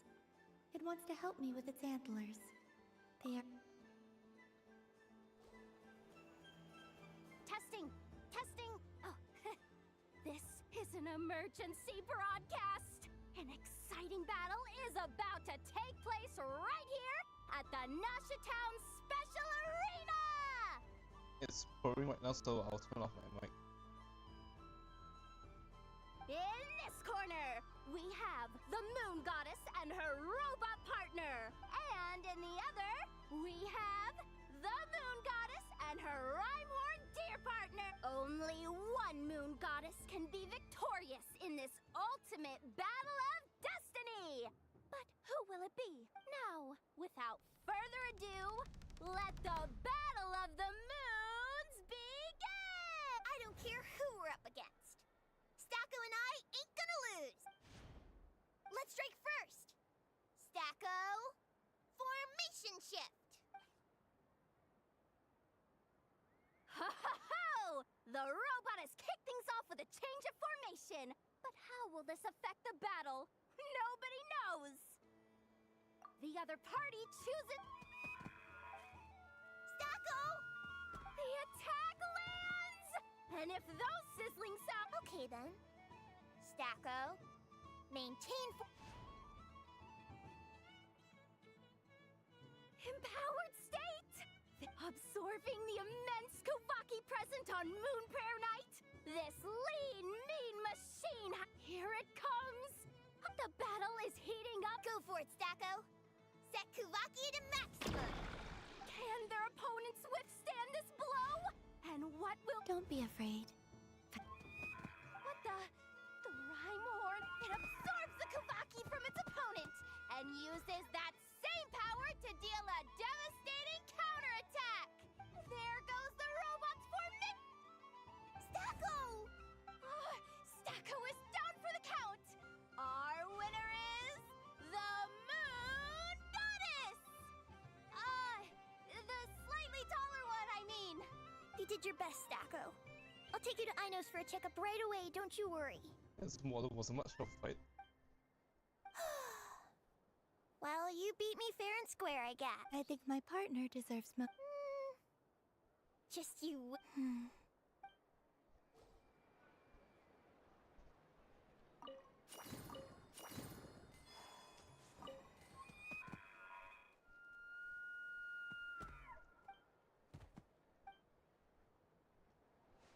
Thank you. Wait. I see her.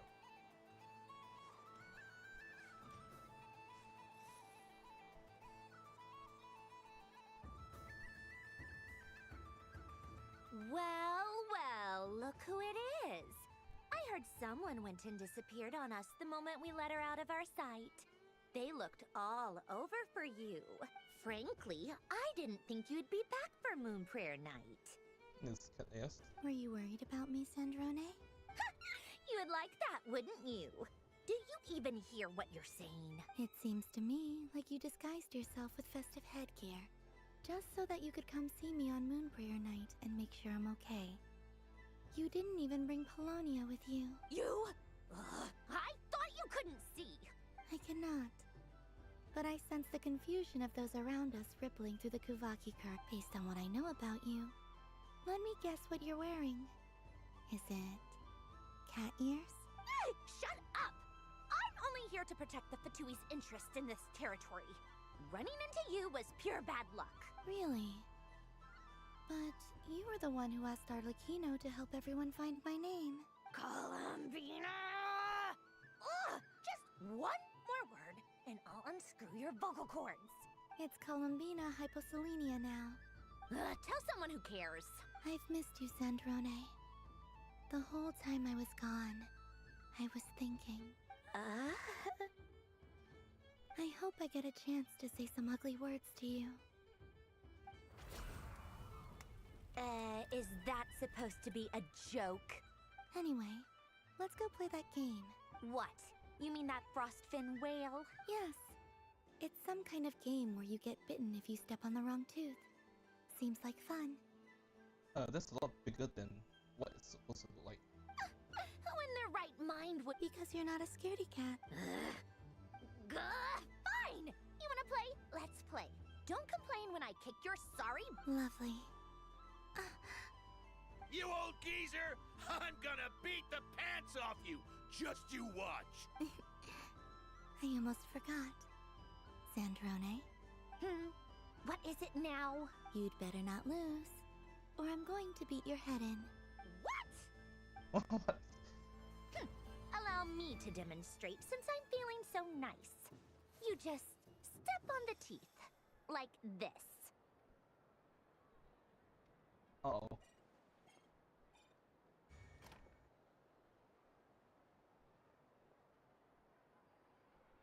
Which should I pick?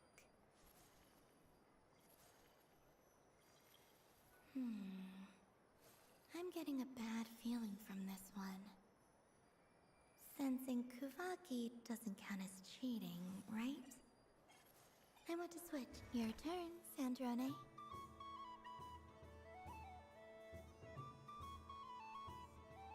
Oh no, she slips on this one.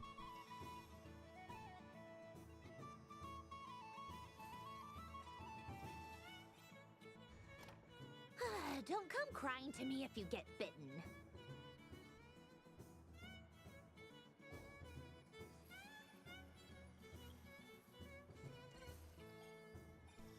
There are less and less teeth remaining. Uh-oh. It's got my popcorn.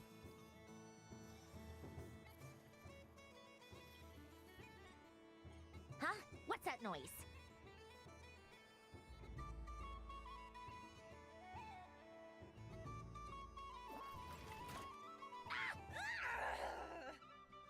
I think you might have picked a bad tooth, Sandrone. Shut it! Do you need any help? It seems like you're stuck. No! It's just a blasted toy! How is its grip this strong? Stop laughing! All right.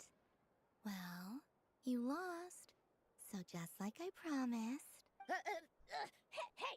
What are you doing? Are you seriously? Hiya!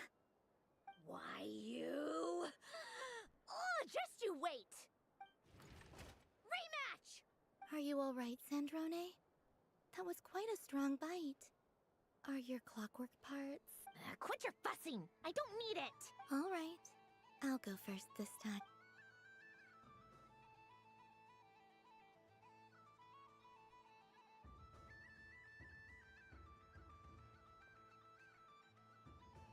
I see it now. She can sense which teeth are rigged. So I just need to avoid the same ones that she does.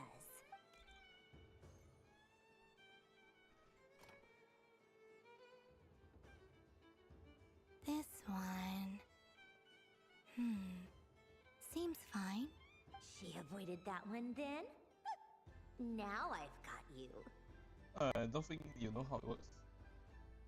Eventually, she still has a massive advantage over you. Alright, my turn.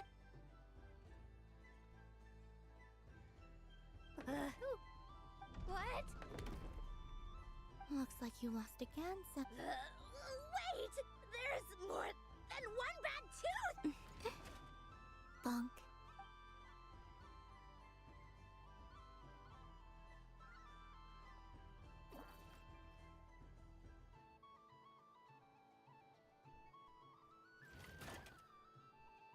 Stupid game! What idiot came up with this? Are you all right, Sandrone? You said some nasty things just... Oh, I'm peachy. Should I let you bonk me on the head as well? Forget it! Come on, bonk away. It can be your consolation prize for losing so badly. I told you, forget it! Gah, you've always been so annoying. And voice actor's really tired from all the scolding. Singing right outside my door, inviting yourself to my tea parties, going AWOL. And now you're off to the moon or something.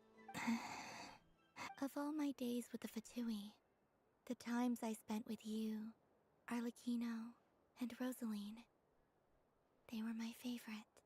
I will not forget them. Just as I shall not forget this moment. We'll always be friends, no matter where we are. She hasn't stopped Who'd want to be your...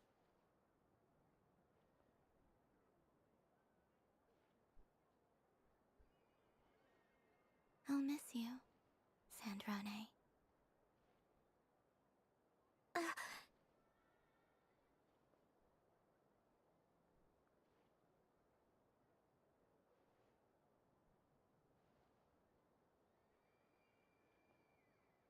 Goodbye, Sandrone.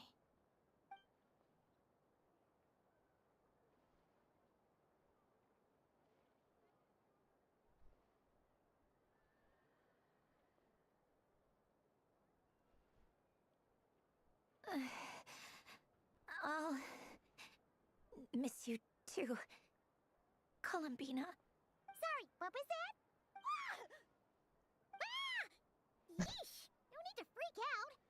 What's wrong? We've been looking everywhere for you. What do you want? Oh, nice ears.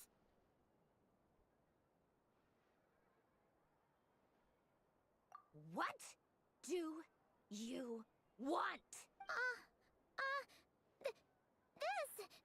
Huh? It's your turn to draw something. You're one of her friends too, aren't you? Doesn't know how lucky she is.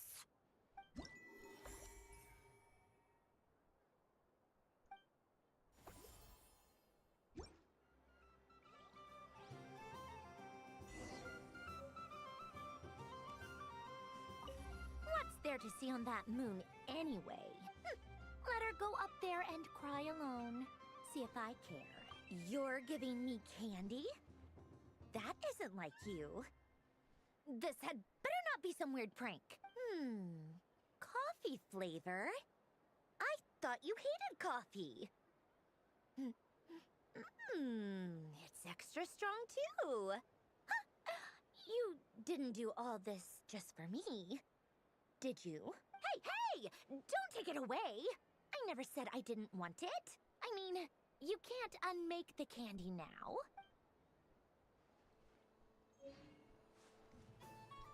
Moon Prayer Night have like...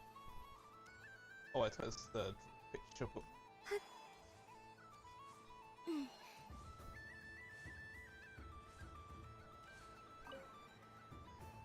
Traveler. Hey there, Columbina.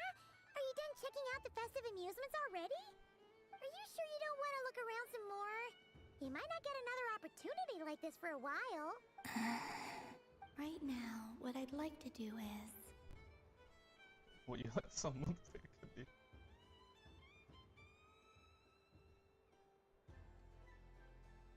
Yeah, I think we thought of it already. Thank you. But I think I've had enough fun for one night. I've made plenty of precious memories. Really? You sure you don't want to have a little more fun out there? Final answer. Yes, I am sure.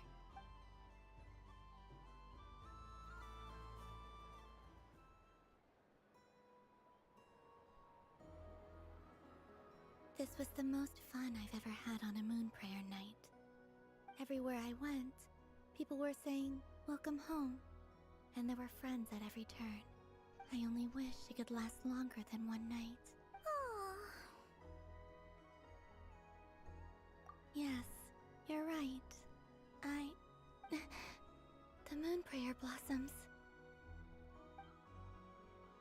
Ooh, look! Look! Moon prayer night has come.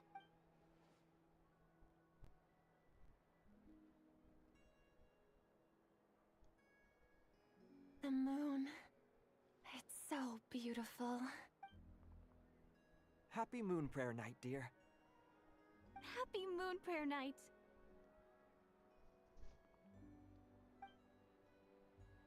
Happy Moon Prayer Night.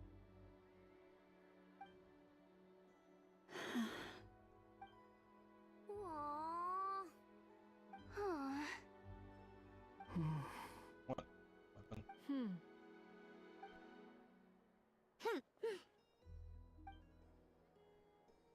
Time flies when you're having fun. Oh, Looks like the time has come. Columbina. You're heading off, then?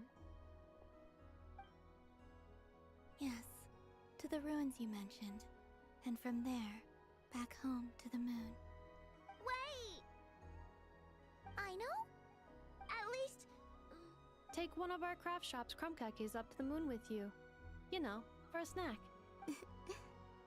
Sure. Why not? The Curatorium of Secrets believes in proper farewells. No story should be left without a satisfactory endnote. Never. Farewells are an important affair for the Ratniki, too. We never know when we might meet again. Ha ha! And here I thought grand farewells wouldn't suit tonight's mood. But I suppose friendly passion is not to be stopped, eh? We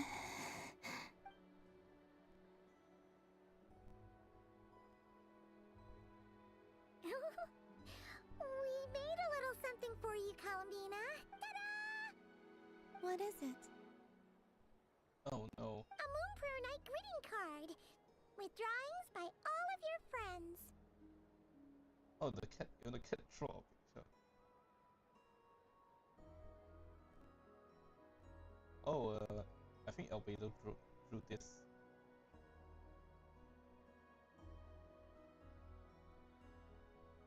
Where's B? She's actually really good at drawing. You did mention that you'd like a portrait done, so I took the liberty of creating one for you. I, meanwhile, did the portrait of Mr. Albedo, and Mr. Varka did the same for me. I mean, I think my work was pretty true to life, don't you think? The picture of Ashru was my doing.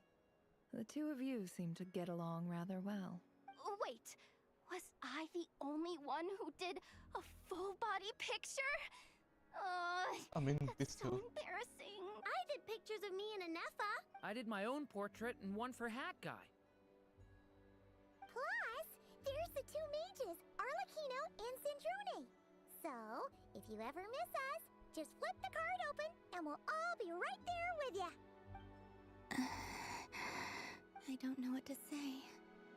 Thank you so much, everyone. This whole Moon Prayer Night was more than I could have ever asked for. It is the greatest gift I have ever received. Lauma, I figured it out. Figured what out? Remember how the Frost Moon Scions used to use milk as invisible ink to write hidden messages? That was a very long time ago. Oh, are you saying? Yes. When I miss you all, I shall use moonlight in the same way, to write words that only you can see upon the moon itself. Wow, that sounds lovely. Quite. But how will we see them? Simply open your windows on nights when the moon shines bright, and the moonlight will naturally flow towards the words I have written. That sounds most fitting indeed. Very true to form. I'll try to write them in places that won't disturb your sleep. I, for one, would sleep all the better for having read one of your messages before settling down for the night. Exactly. So don't worry about disturbing anyone's sleep. Just promise you'll write to let us know you're okay, alright? There's a shit issue. All right. I promise. I think in Honkai Printed there's also another girl chilling on the room, doing nothing.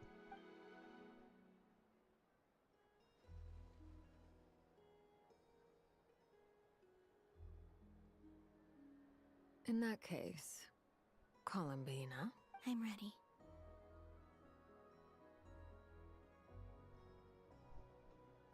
Very well. Let's go.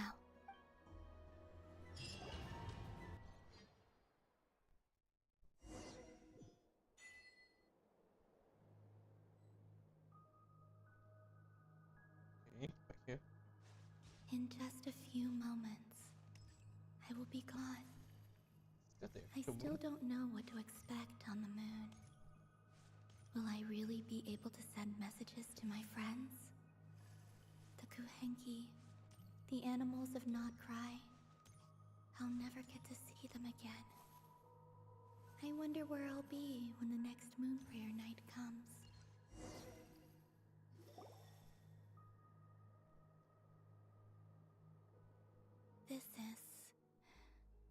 This is where the people of Hyperborea used to communicate with the moons. Eternal moon, frost moon, iridescent moon. When the power of all three converge, the gate to the moons shall open. Moon marrow preparations are complete. Only the final step remains. I'm sure Nasha Town is livelier than ever at this moment. Yeah, it's a shame you couldn't be there for it, but it's now or never, right? It's fine. I'm more than happy with this. My last piece of luggage. My only piece of luggage.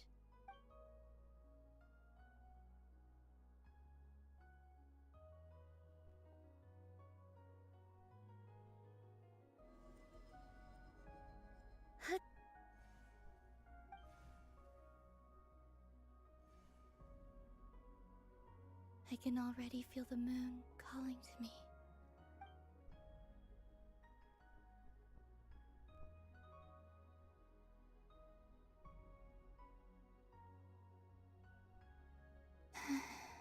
Your home lies on the far side of this light, Columbina. From now on, we will at last have a reason to pray to the true moon. Columbina. Yes? I'm listening. Be sure to come back and see us when you get the chance.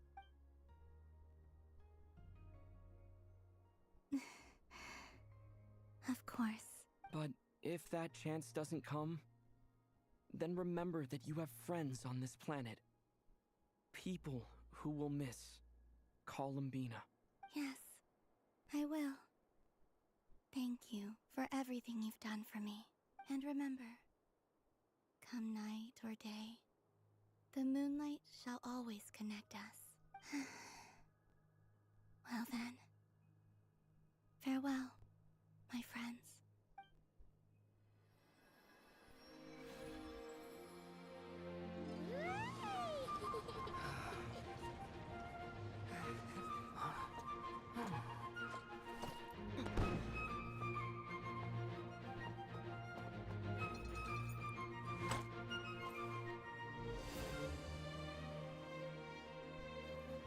Thank you. This was my happiest night in Tevat. Farewell, Columbina.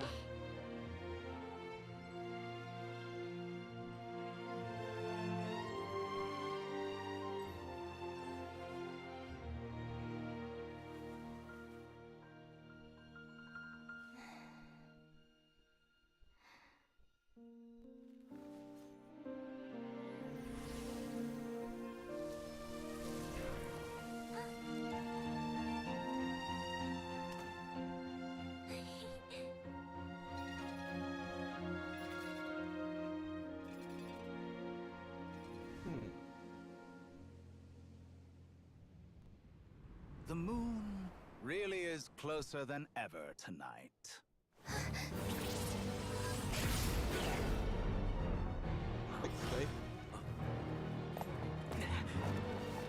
Columbina. All three moons in one place. Time for one final experiment. Reason, life, death, time, and space.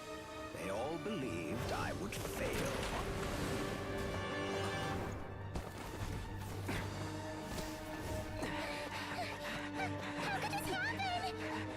I mean, they've been teasing him But for Tevat's so primordial many power months. never did belong to the throne of heaven. And now, they are mine.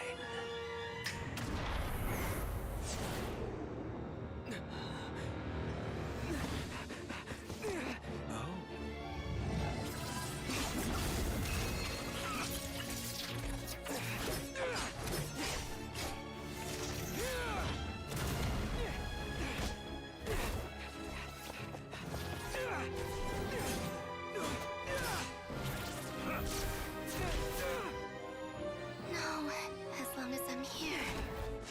The Doctor is free to wield the Three Moons' power.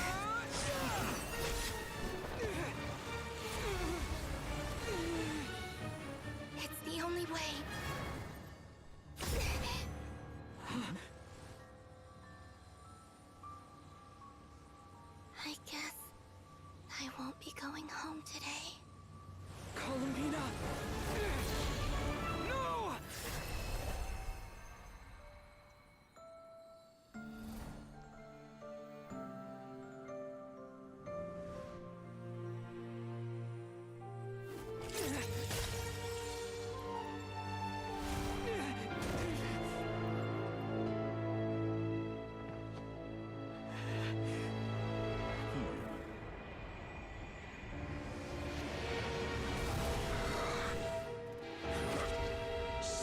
moon world. Do not try to control me.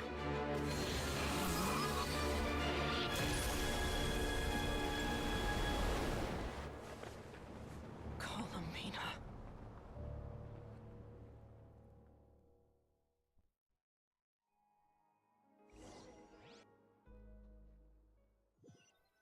Proven.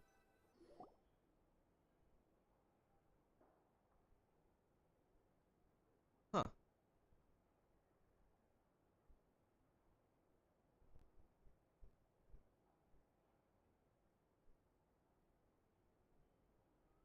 Are you all right? Do your wounds still hurt? I had someone prepare a little medicine that could prove effective. Take it if you need to. Yeah, I'm so confused. In that case, let me relate the contents of the call we made to Alice after the incident occurred. That Dottore is a crafty one. He distracted the Hexenzirkel by creating a huge fuss at Tevat's borders. I'd assumed that the cause was an abyssal intrusion from the outside world, which in fairness is a rather common occurrence. But after learning that you managed to influence the phantoms in Nodcry, I realized that perhaps this interference could have come from within Tevat instead. But we weren't able to change their fates.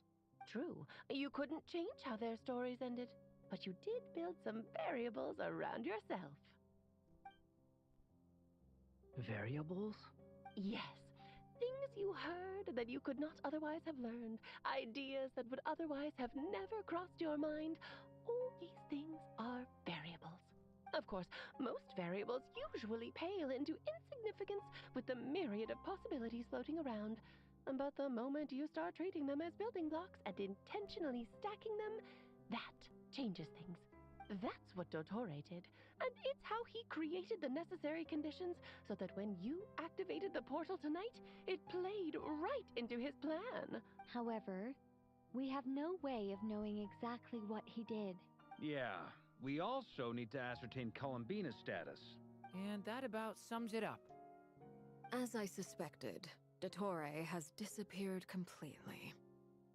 If it's any consolation, he wasn't able to control Columbina as he might have wished to. Oh no! What? She did what? All we saw was Dottore appeared and used some kind of power. The next thing we knew, he and Columbina were gone and you were falling into the sea. Yeah, he stopped time, but as a descender, he can't stop us.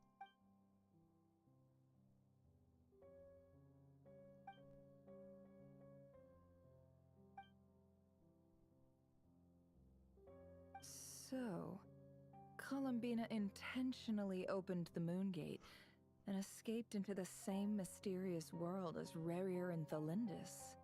Oh no, something bad happened when he went in. Sounds like bad news. Just framing.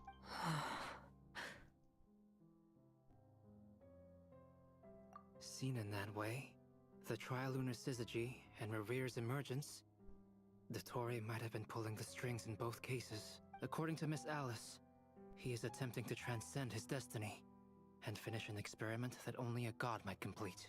An utter lunatic. Wait a sec, where's Hat Guy? Seems like he'd want to be here for this. He took off with the Dodo communication device after we spoke to Alice. He said he had a hunch that he wanted to investigate by himself. The look on his face was terrifying. I've never seen him like that before.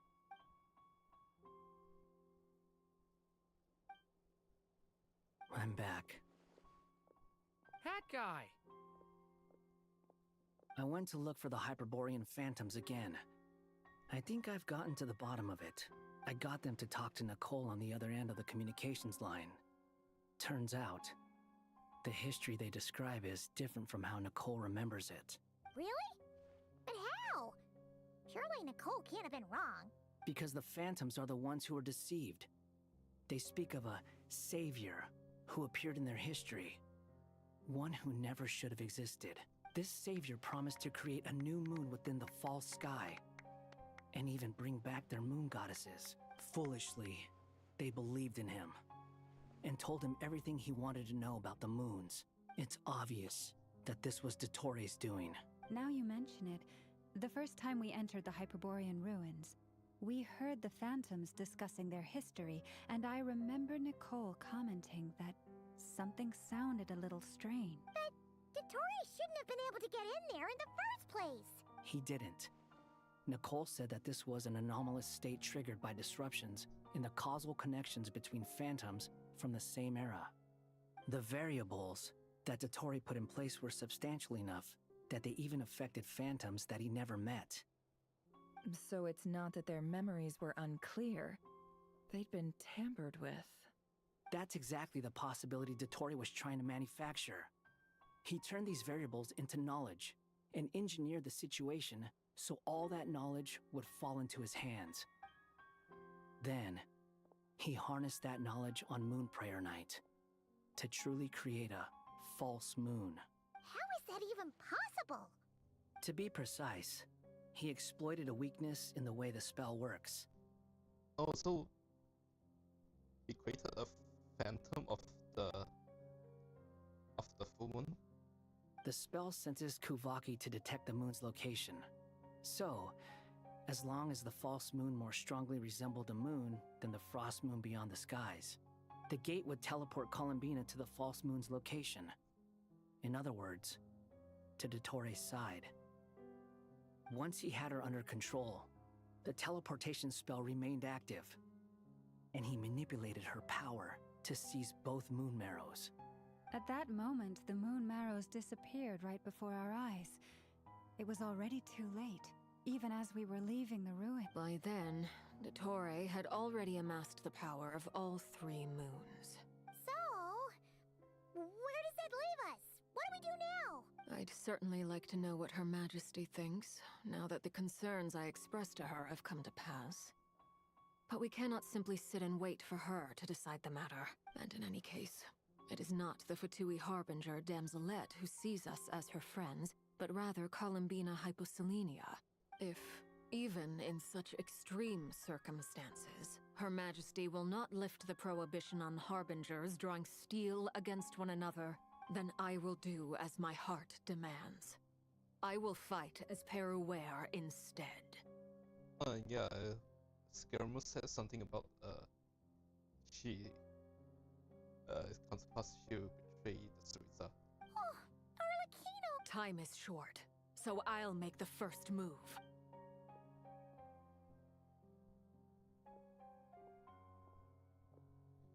Whew. Even Arlecchino seems to be losing her cool now.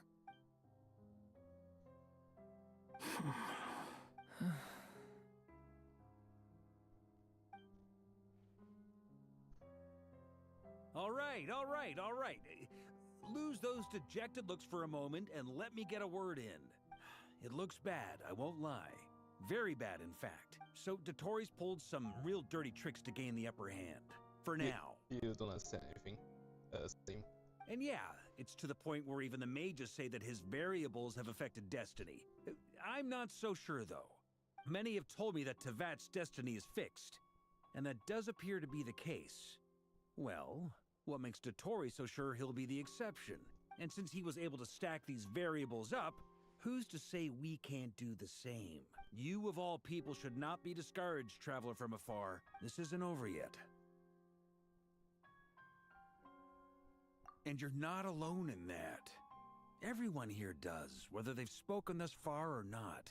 But none of us are the type to sit back and wait for the sun to shine again. That's exactly how a knight should roll. If they knock you down, you get back up and get back in it. Don't forget, Honorary Knight, you're a legitimate member of Mondstadt too. Mark is right. This is far from over. Dottore's already way overdue a butt-kicking given his past shenanigans. And after this, he's earned himself a double dose. That's what I'm talking about. How's everyone else feeling? I'll use Kuvaki to investigate Columbina's whereabouts. I'm not ready to give up either. Leave the intel gathering to me. Whatever happens within Nodkrai's borders, when the Curatorium of Secrets wants to be in the know, we always find a way. Aino and I will do all we can to support you. We will attempt to reverse engineer Dottore's actions and seek a breakthrough that way. Alice and Nicole are busy dealing with an emergency at Tevat's borders, so they can't return just yet. But they're both very angry about this. They've asked Albedo and me to act on the Hexen Circle's behalf and do everything in our power to fight back against Dottore. Are you ready then? We're going to have to conduct a lot of research, even in the early stages. I'll do my best. As for me, I'm pretty familiar with Dottore's way of doing things, so I can try to predict his next move. I'll help with your investigation. Nice! Looks like we have our basic division of labor. I'll get in touch with Flints and Itlua, get them to have a chat with their Starshiner. It couldn't hurt to bring the Lightkeepers on board as well. I think this guy got triplicated like 2 minutes ago. Lightkeeper. At the same time, I'll pass on instructions to the Knights present in Nodcry to assist the Lightkeepers and other organizations in ensuring the safety of those living here. Yeah! We'll show him! That's it then. Good luck, everyone.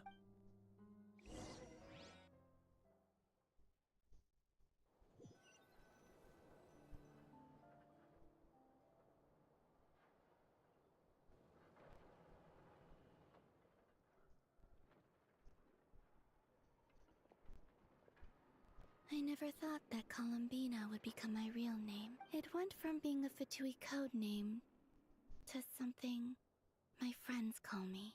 And remember, come night or day, the moonlight shall always connect us.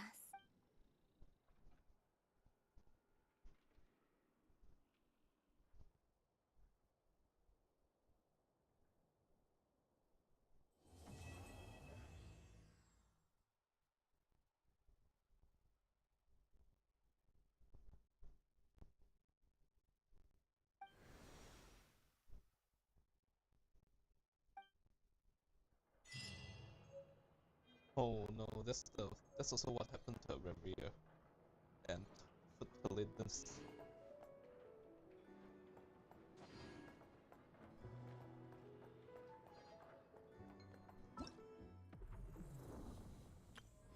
Yup, and I guess that's it.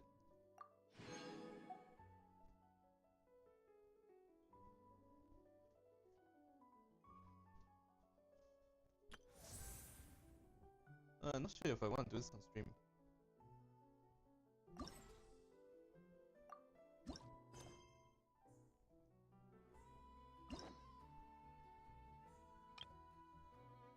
This is the parallelism.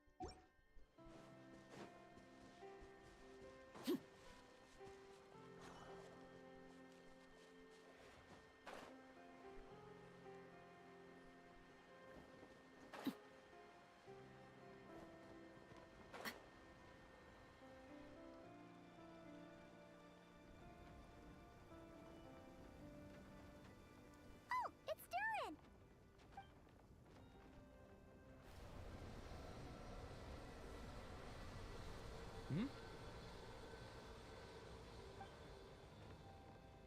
Traveler in Paimon? Huh. I'm sorry. I hope I didn't scare you. Oh, no, you didn't scare us. Just gave us a little surprise. Looks like you've gotten even more powerful now. I don't know. It just feels like it's gotten harder to control. I didn't mean to strike so hard. I'm so relieved you didn't get hurt. It's all good. We've had worse. Ah, no, don't worry about that. It's been very stable ever since I got this body. Albedo made sure of that. What you saw just now is something that only started happening recently. Maybe I'm still acclimating or something. I'm sure it'll clear up over time. Anyway, what brings you here? The day that the writer and the watcher crossed paths was the day that the magic known as storytelling was born. So, she asked us to come. Miss Alice? Oh, you too? I guess I really do need to work on my impression. Well, never mind that. It's been too long, Minnie Durin. And please, that's Aunt Alice to you. I have brought you and the Traveler together here for a very important purpose. It has to do with your mom. Right, daughter. My mom? Indeed. Fairy tale author extraordinaire, Anya Marie Andersdaughter. See, I knew this would be right up your alley. Now then, if you'll open the book, I will begin narrating.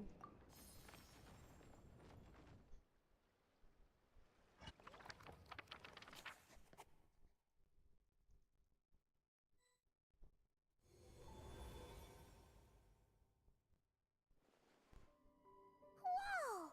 What is this place? The two are indeed similar. Both worlds were built using the same magic.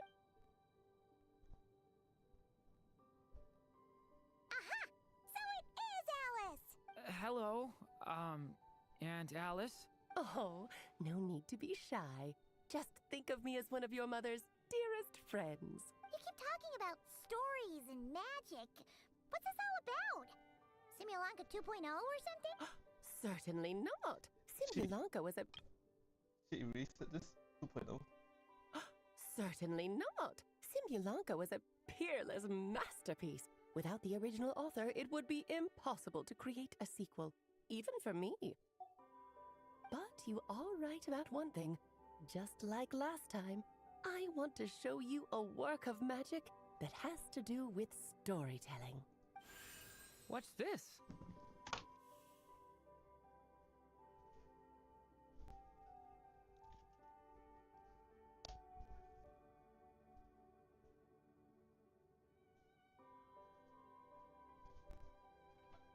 This is your mother's dying wish.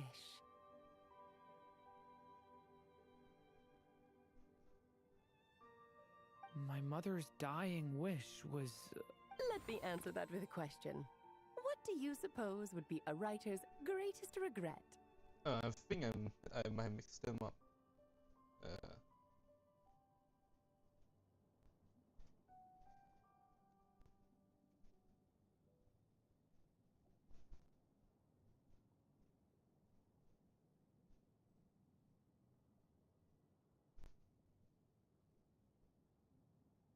Yeah, I thought his Albeo's mom is right, daughter, not Durin.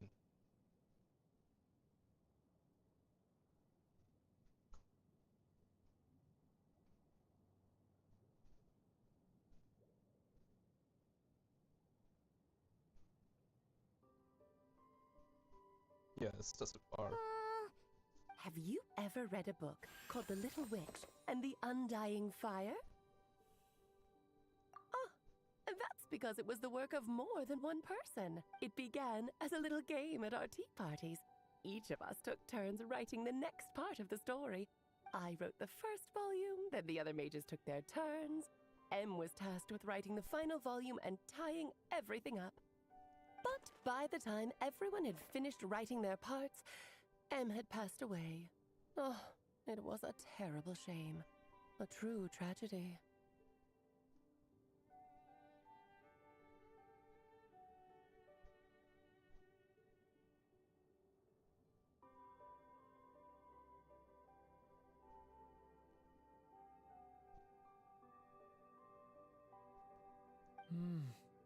And that is the answer to my question. A writer's greatest regret is to leave a story unfinished. But all is not lost. I couldn't stand the doom and gloom of it all, so I went ahead and wrote an ending myself on her behalf. Then what's this book? This is the answer your mother gave to the same question. In her eyes, this was her greatest regret. She made me promise that I would bring it to you because she believed The only person who could resolve this regret is you.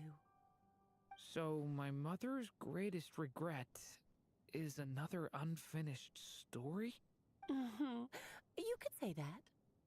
And I guess resolving the regret means finishing the story? That's one way to put it.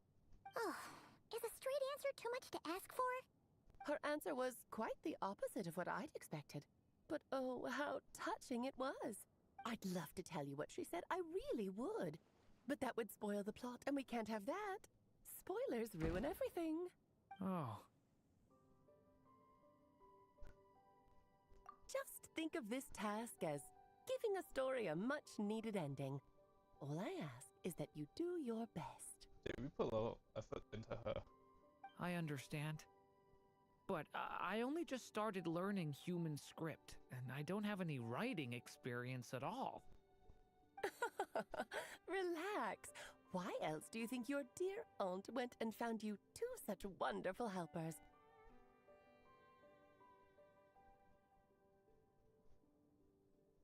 With their experience, you'll have so many story ideas you won't know what to do with them.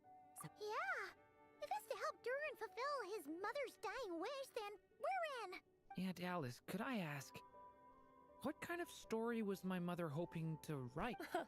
I had a feeling this might come up, but that answer isn't mine to give. You'll have to find it yourself, here inside this book.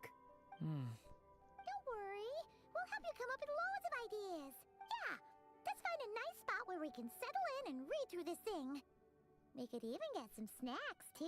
Ooh, the actual process might not be quite the walk in the park you're imagining, Paimon. Why's that?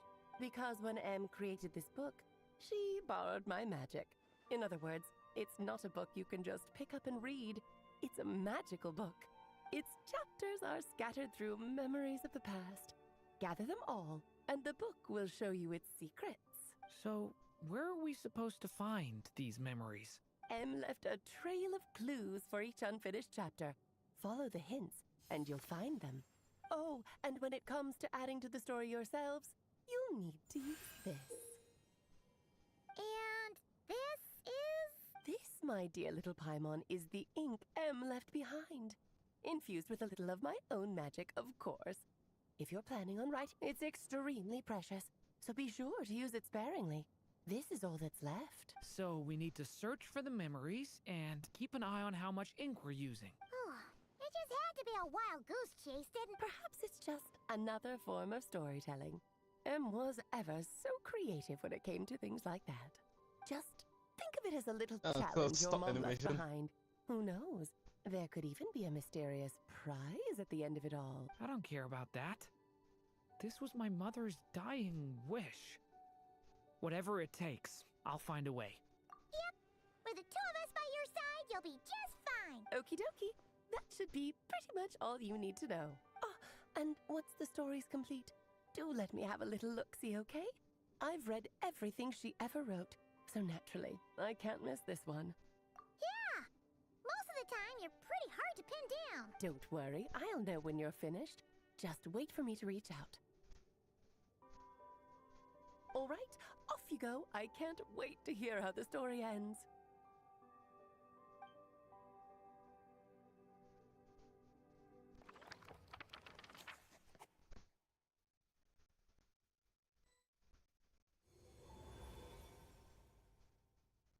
Oh, here we are again. Alice's magic really is incredible, huh? Right. Alice mentioned... Huh? A corner of repose for countless tales, watched over by the honor of knights.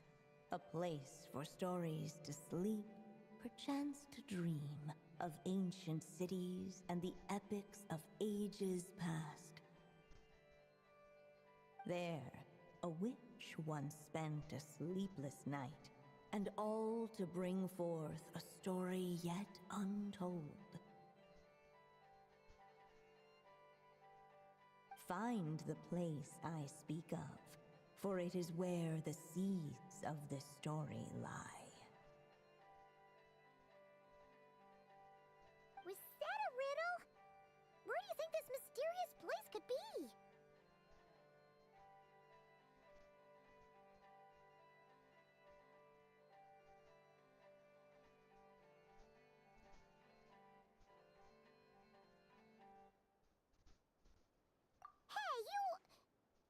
might actually be onto something. Guess that means we need to head back to Mondstadt?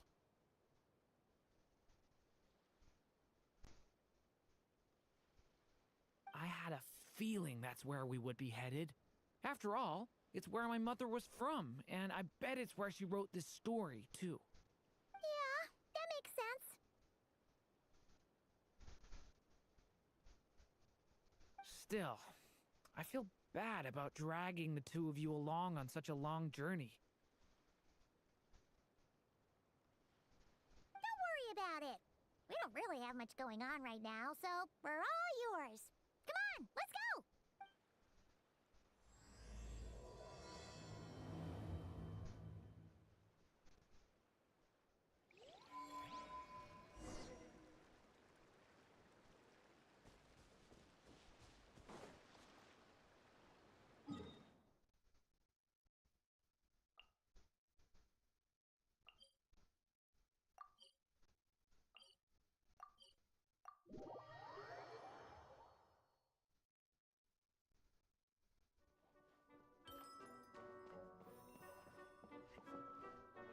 No, not here.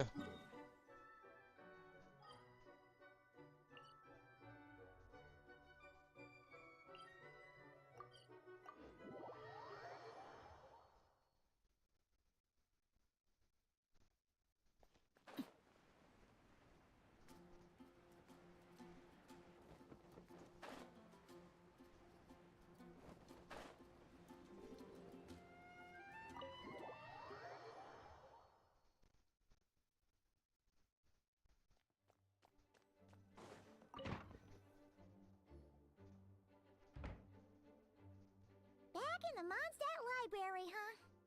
Talk about a trip down memory. So, we're supposed to find the seeds of the story. Well, we're in a library, so it's gotta be books, right? But seriously, there's so many here. How are we supposed to know which ones we need? Making a racket in a library? You should know. Lisa! Oh, sorry about that. Now, who do we have here? Ah, my golden-haired cutie. And my little horn cutie, too. Sorry, Miss Lisa. I know you taught me to be quiet in the library, but Paimon was just trying to help. Please don't be too hard on her. Well, it has been far too long since we saw each other, so I suppose I can let it slide. Back when he first arrived here, poor Jean wasn't sure what to do with him, so I stepped in to lend a hand. I figured, if I can handle a boy raised by wolves, then teaching one who's part dragon should be a walk in the park. Nice! Sounds like Durin was welcomed with open arms. Why, of course. Now, let's save the reminiscing for another time. I'm sure you're here for a reason. Did you need to borrow some books? It's kind of hard to explain. Maybe you could take a look at this. Oh?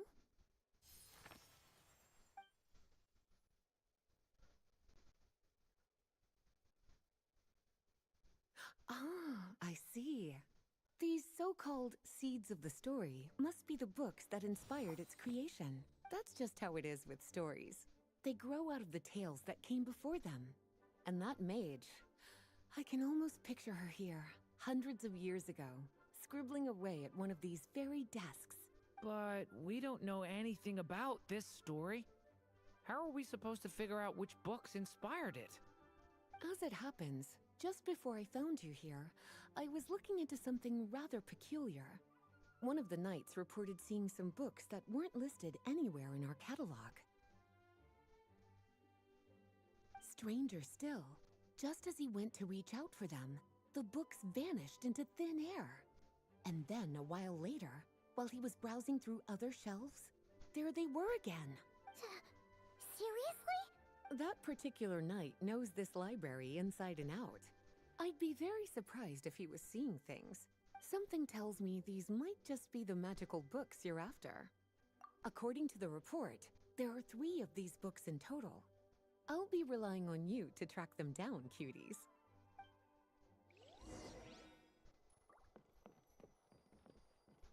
Oh, wait! Did Klee write them? We better show it to Lisa.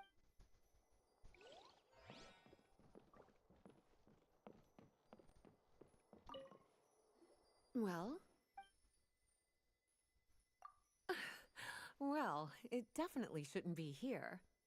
Because this is something Klee wrote. It's a compilation of all the best fish blasting spots around Mondstadt, as well as the most convenient. Of course, there's no way she'd get away with keeping a book like that in her bag. And she'd be in big, big trouble if Jean were to find out. Not only would the book itself be confiscated, but she'd be looking at a whole day in solitary confinement. Somehow, she figured out that the best place to hide it was right here. No place like a forest for hiding trees, huh? Now, every time it gets confiscated, yes. Well?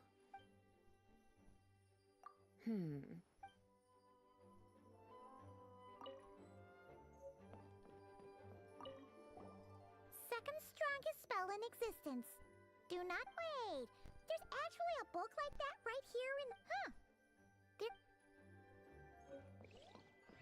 Is this clear? Is this clear? What? It's one of M's.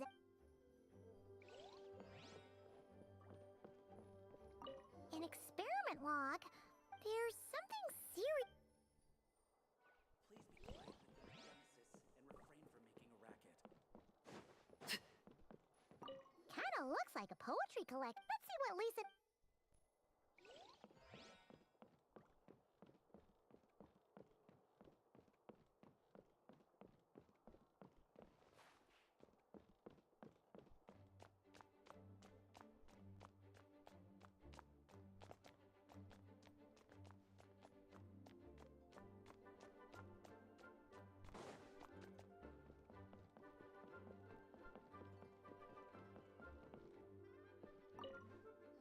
Well, did you manage?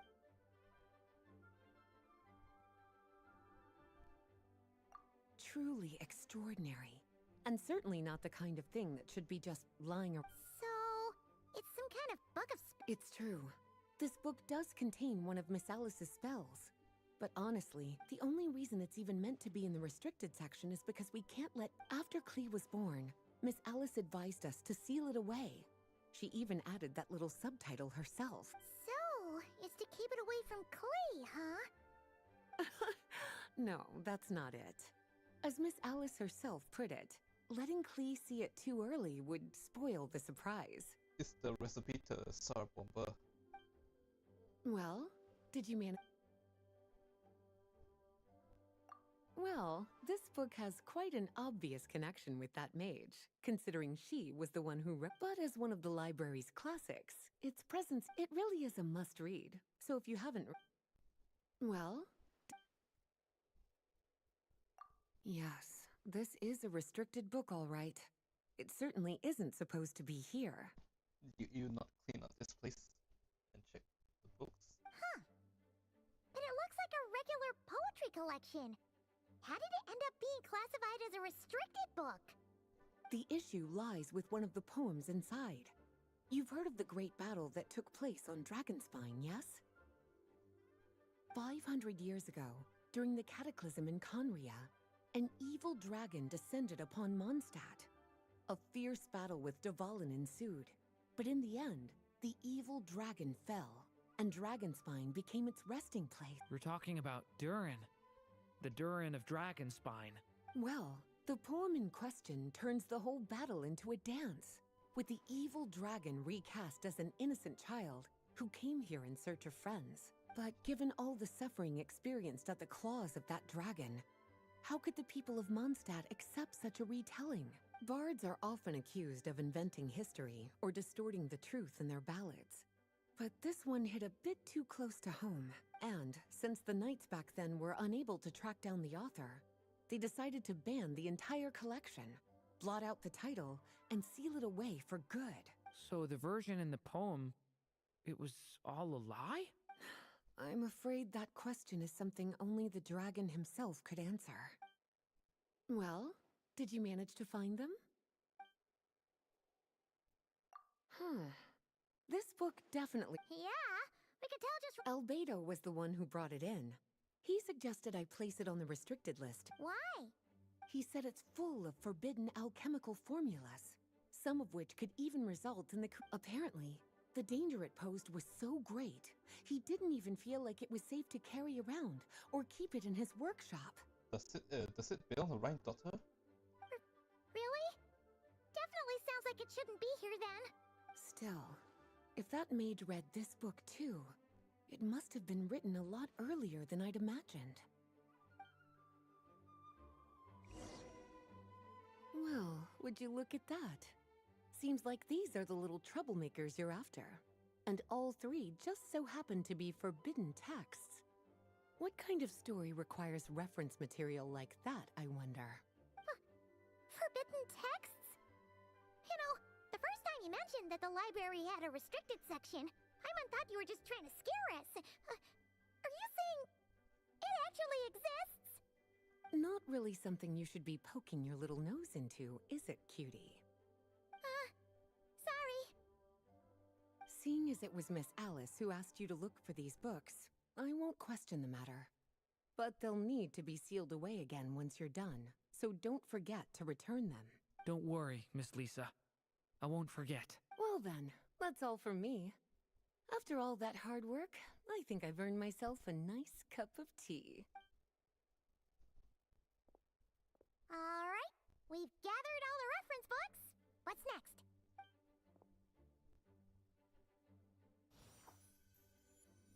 Wait, look!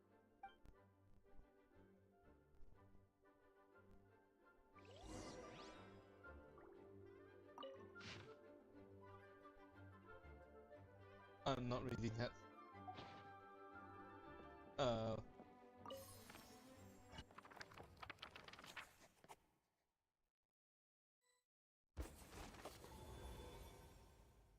Long, long ago, an evil dragon descended upon the human world, bringing terrible calamity in its wake. Bravely did the people resist, until at last, the dragon lay slain. Later, a witch with a love for stories came upon the tale of the evil dragon, and for reasons she could not explain, felt a pang of sorrow on its behalf. For she knew, despite its body being born of wicked alchemy, all along, the dragon's soul was that of an innocent child. Right up to the moment of its death, it had no choice in becoming a vessel of calamity, nor could it fathom the cruel fate that lay before it. Though the witch had a love of stories, she was not pleased with how this one ended. No, that won't do, she thought. I'll write you a better ending instead. And so she set off to do just that, borrowing a little magic from her friend. With it, she wove a dragon's egg, resolving to rear a dragon child of her own. Yet long in thought she lingered, wondering what kind of world her little dragon ought to behold upon waking.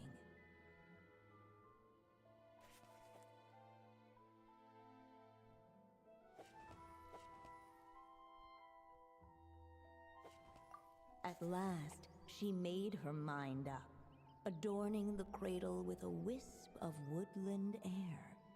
Then, she quietly waited for the egg to hatch.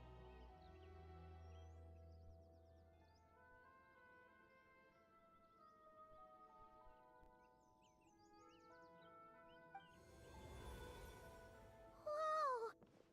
We're actually inside the story! This must be Aunt Alice's magic. Yeah.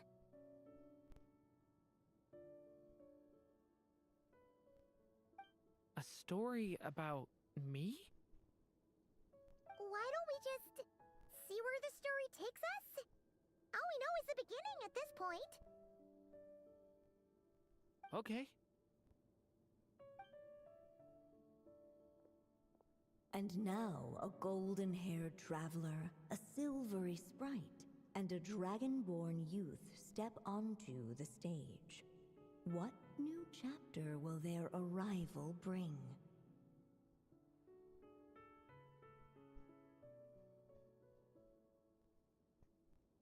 Whoa! That came out of nowhere! Was that the same voice we heard just now? Yeah. But why does it sound so familiar? I've missed this. It's just like the stories my mother used to tell me. You mean... Em? She used to tell you stories? Yeah, she loved it. Back when she was still alive. Sorry, we should focus on what we're here to do. So, now that we're in the story, what's next? The dragon youth wondered aloud. Yet all he could do was wait for the story to unfold. Of course, there's something to be said for helping it along. Perhaps a little exploration could prove fruitful. Oh! Is that a hint? Yeah, I agree.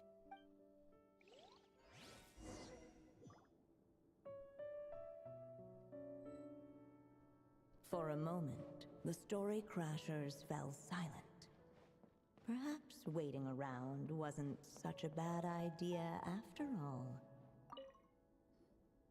This must be the dragon egg, right? Looks like it's gonna hatch any moment now. So we've got a dragon egg about to hatch, a witch who loves stories, and that evil dragon we heard about at the beginning. Yep, it all adds up. This is my story, isn't it? Okay, so how are we supposed to help the story along? It feels like all we can do right now is wait.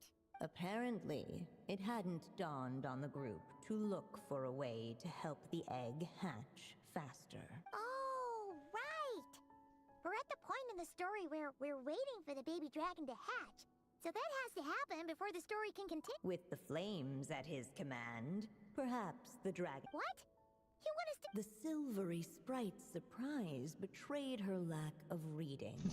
For in countless tales, it is told that only by fire's embrace will a dragon... Huh, you... kinda... Okay. Uh-oh.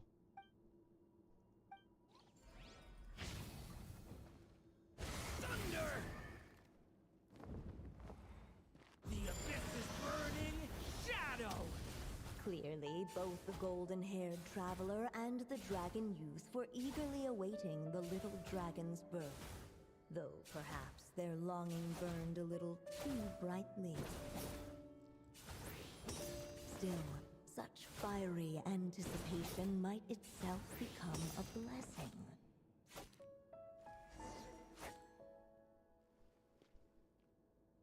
At last, under the witch's expectant gaze, the little dragon broke free from its shell. No living being has ever decided the moment of its birth. You were no exception, my child. I brought you into being because I willed it so. Just like the witch who created that evil dragon. Yeah, Ryan got her. But I promise you this. Your birth was wanted. You are loved. And you will have a different fate than the dragon that came before you. You've never told me those things before, but for some reason, I always knew. Thank you for bringing me into this world.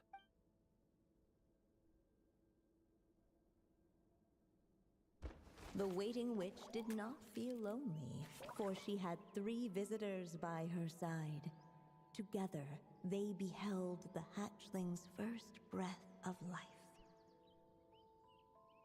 Holding her dragon child close, the witch promised him a life unlike that of the evil dragon. And so, nestled in his mother's warm embrace, did the little dragon's story begin.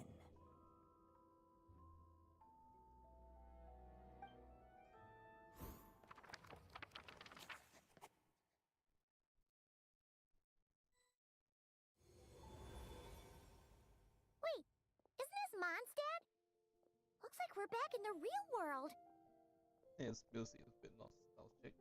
Looks like there's more written on the page now and less ink left than before. So, does that mean we've completed this chapter? Yeah, but why does M seem to think that the story isn't finished yet. Durin broke free from the curse, came into this world with a new body, and even made a bunch of new friends. That already sounds like a happy ending to Paimon. True. Everything's always so mysterious with these mages. Guess all we can do is wait for more clues. Huh.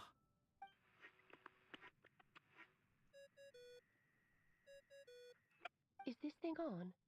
All right, that should do it. Hey, that's Alice's voice. Hello there, children. If you're hearing this, you've stumbled upon the little recording I left for you. I thought you could use a few hints about how the book works. By now, I'm guessing you've already begun to leave your mark on the story. You should know, however, that the book needs time to absorb the ink, so the next chapter's clues won't show up right away. Wait, so even magic? The good news is, you can return to any chapter you've already completed and continue to explore the mystical, magical storybook world you helped create. Have fun, dearies. Yeah, Toodles! as I've written. Oh, man. Paimon was so ready to knock this out in one go. Uh-oh. Maybe it's for the best. Sooner or later, we'll end up being whisked off to another world again, and if that happens, who knows when we'll be able to come back. So it might be good to take a break while we... A break. Yeah! Paimon has a sudden craving for the Good Hunter's sticky honey roast. And we happen to be in Mondstadt, so... So let's meet up here later. Oh no.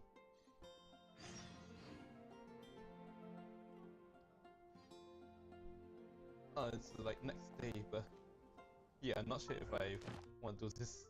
I thought it's like only cut into 2 pieces, and then the second part you just do and wait 5 days to unlock. But yeah, I don't think I can do this back to back 5 streams.